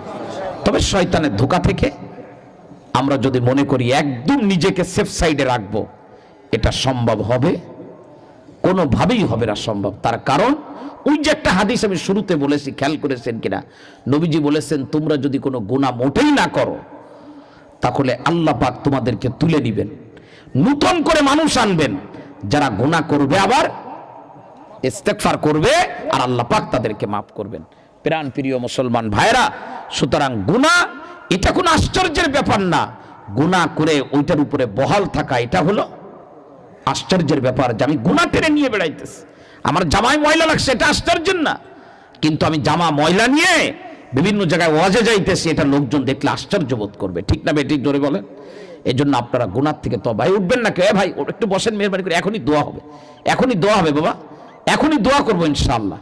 হতে পারে আপনি চলে গেলে আমাদের দোয়া কবুল হবে না। আমি আরেকটা কথা সর্বশেষ বলবো। রাসূল করিম সাল্লাল্লাহু আলাইহি ওয়াসাল্লামের একটা হাদিস আপনাদেরকে শোনাইছি, ইউবাসু কুল্লু আবদিন আলা মা মাতা আলাইহি। যে যে অবস্থায় মারা যাবে, আমার দিক খেয়াল করেন, সেই অবস্থায় তাকে কিয়ামতের ময়দানে উঠানো হবে।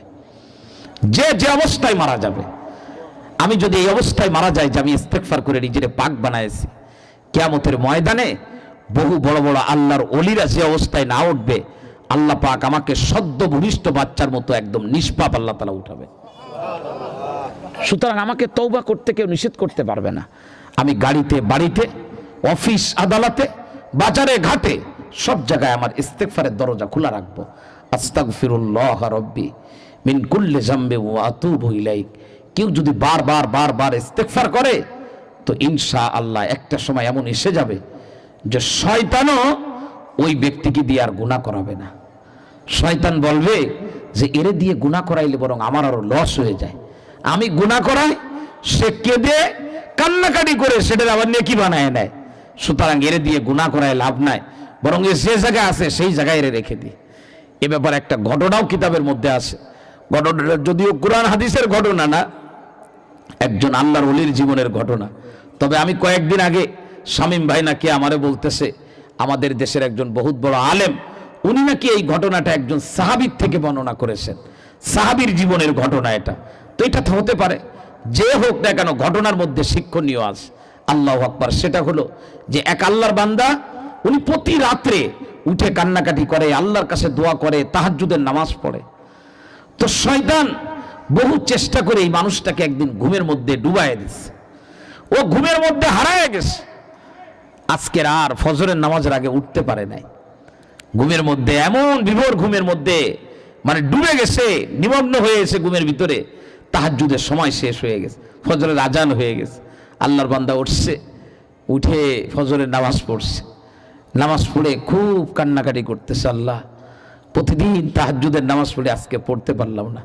হাদিসের মধ্যে আসছে নবীজি রাত্রে ইবাদত করতেন। কখনো যদি রাত্রের ইবাদত নবী ছুটে যেত, আমি পড়াইছি এই হাদিস ছাত্রদেরকে, যে কখনো যদি রাত্রের ইবাদত ছুটে যেত, নবীজি দিনের বেলায় 12 রাকাত নফল নামাজ পড়তেন। কয় রাকাত? 12 রাকাত। এ কথা বুঝে আসছে আমার? রাত্রের ইবাদত যদি ছুটে যেত, দিনের বেলায় কত রাকাত কাজা করতেন? 12 রাকাত পড়তেন। 12 রাকাত। আমরা বুঝি না এই কথাগুলোর মাহাত্ম্য কি। আল্লাহু আকবার। এখন ওই বেচারা খুব কান্নাকাটি করতেছে, আল্লাহ আমি কি অন্যায় করলাম যে আজকে উঠতে পারলাম না, তুমি আমার সাথে কথা বললে না। আল্লাহু আকবার, আল্লাহু আকবার। এই কান্নাকাটি করতে করতে করতে পাগল এত কান্নাকাটি করতেছে। কিছু মানুষ আছে শুধু কাঁদে। আমি একটা মানুষ দেখেছি, তার কান্না আমার কাছে বড় ভালো লেগেছে। হযরত মাওলানা পীরে কামেল আব্দুল মতিন সাহেব, পীর সাহেব, ঢালকানগর, ঢাকার। আল্লাহর বান্দা দোয়া করলে হাত তুললেই কাঁদে, হাত তুললেই কাঁদে। আমাদের চোখের পানি বের হয় না, আমরা আল্লাহর জন্য পানি বের করতে পারি না। আল্লাহু আকবার। এখন ওই আল্লাহর বান্দা খুব কান্নাকাটি করতেছে। কান্নাকাটি করতে করতে ওই জায়নামাজের উপরে তন্দ্রাচ্ছন্ন হয়ে কাত হয়ে পড়ে আছে জায়নামাজের উপরে। কেমন যেন একটু ঘুম এসে গেছে। ঘুমের মধ্যে স্বপ্ন দেখতেছে, আল্লাহ তাআলা ফেরেশতা পাঠায় দিয়েছে। ফেরেশতা এসে বলতেছে, আর কান্নাকাটি করো না, কান্নাকাটি করো না। তো তখন আরো জেদ করে আরো কাঁদতেছে যে কাঁদবো না, আমি নামাজ পড়তে পারি না রাত্রে। তো তখন ফেরেশতা বলতেছে, আল্লাহ তাআলা বলে পাঠাইছেন, নামাজ পড়ে যে নেকি পাইতে তার ডাবল নেকি দেওয়া হয়েছে, তুমি মাথা উঠাও, আর কান্নাকাটি করো না। ঘুম ভেঙে গেছে। পরের রাত্রে বেচারা তার নির্ধারিত সময়ে তাহাজ্জুদের নামাজের জন্য উঠবে, এখনো সেই সময় হয় নাই। আল্লাহু আকবার, আল্লাহু আকবার। সময়ের আগে কে যেন ডাকতেছে নাম ধরে ধরে, এই অমুক, হে আব্দুল্লাহ, হে আব্দুল গফফার, ওঠো ওঠো, উঠে নামাজ পড়ে নাও। তো ঘুম ভেঙে গেছে। বলে, কে তুমি আমারে ডাকো? গত রাত্রে ডাকতে পারো নাই? গত রাত্রে আমার তাহাজ্জুদ ছুটে গেছে। কে তুমি? বলে, কে আমি? এটা পরে, তুমি আগে নামাজ পড়ো। তো সে নামাজ পড়েছে আর মনে মনে বলতেছে, কখনো আওয়াজ দেয়, কে তুমি ডাকলে আমারে? বলে, আমি ইবলিস, শয়তান তোমারে ডাকছি নামাজের জন্য। বলে, ইবলিস মানুষকে নামাজের জন্য ডাকে? বলে, ডাকছি এজন্য যে আমি কান্নাকাটিকে বড় ভয় পাই। গত রাত্রে ঘুমায় রাখছিলাম, ঘুমের মধ্যে বিভোর করে দিছিলাম, স্বপ্ন দেখায় ঘুম লম্বা বানাইছিলাম। তুমি যে কান্নাকাটি করছো, তাহাজ্জুদ পড়ে যা হয় তার থেকে না পড়ে তুমি বেশি কামাই করেছো। আমি চাই না তোমার নেকি বেশি হোক, এজন্য ডেকে দিলাম, আগেই নামাজ পড়ে ঘুমায় যাও। ভাইরা, এ বন্ধুরা, এ আমার যুবক ভাইরা, আমার বাপরা, আমার মা, আমার বোন, তোমরা যারা আছো, গুনাহ হয়েই যায়। মিথ্যা কথা বলবো না, মুখ দিয়ে বের হয়ে যায়, পরিস্থিতি বের করে দেয়। কোন বেগানা নারীর দিকে তাকাবো না, পরিস্থিতি তাকাইতে বাধ্য করে ফেলে। সালিশ মীমাংসায় যে কাউকে কষ্ট দেব না সিদ্ধান্ত নি, শয়তান দিয়েই ফেলায়, ধোকায় পড়ে যায়। এর মহা ঔষধ হলো যে জিন্দেগিটাকে যদি জাহান্নামের আগুন থেকে বাঁচাইতে হয়, কোরআন হাদিস অনুযায়ী আল্লাহ তাআলা আমাদেরকে বলেছেন, নবী বলেছেন যে আমরা আমাদের পুরা সময়টাকে আমরা তাওবা ইস্তেগফারের ভিতরে, আল্লাহর কাছে ক্ষমা চাওয়ার ভিতরে ব্যয় করব। করব তো ইনশাআল্লাহ সবাই? করব তো ইনশাআল্লাহ সবাই? আল্লাহ পাক সকলকে মাফ করে দেন। আমি আপনাদের সকলের কাছে দোয়া চাই, আল্লাহ পাকের কাছে আপনাদের জন্য দোয়া করব, আপনারা আমার জন্য দোয়া করবেন। আল্লাহ যেন ঈমান আমল নিয়ে মাটির কবরে যাওয়ার তৌফিক আল্লাহ তাআলা দান করেন। সবাই বলেন আমিন। এটাই হলো বাস্তবতা, এটাই হলো সত্য কথা, এটাই হলো প্রয়োজনীয় কথা। এর বাহিরে যত কথা, সব কথা হলো দুনিয়ার কথা। মূল কথা হলো আমাকে ঈমান আমল নিয়ে যেতে হবে, আল্লাহর কাছ থেকে ক্ষমা পেয়ে যেতে হবে। আল্লাহ তাআলা তৌফিক দেয়। মাদ্রাসার জন্য দোয়া চাই, মাদ্রাসা ভালোবাসবেন। মাদ্রাসা আলহামদুলিল্লাহ সুনামের সাথে চলতেছে, আরও সুনামের সাথে চলবে ইনশাল্লাহ। সামনে আরও দিন দিন উন্নতি হয় মাদ্রাসার। এজন্য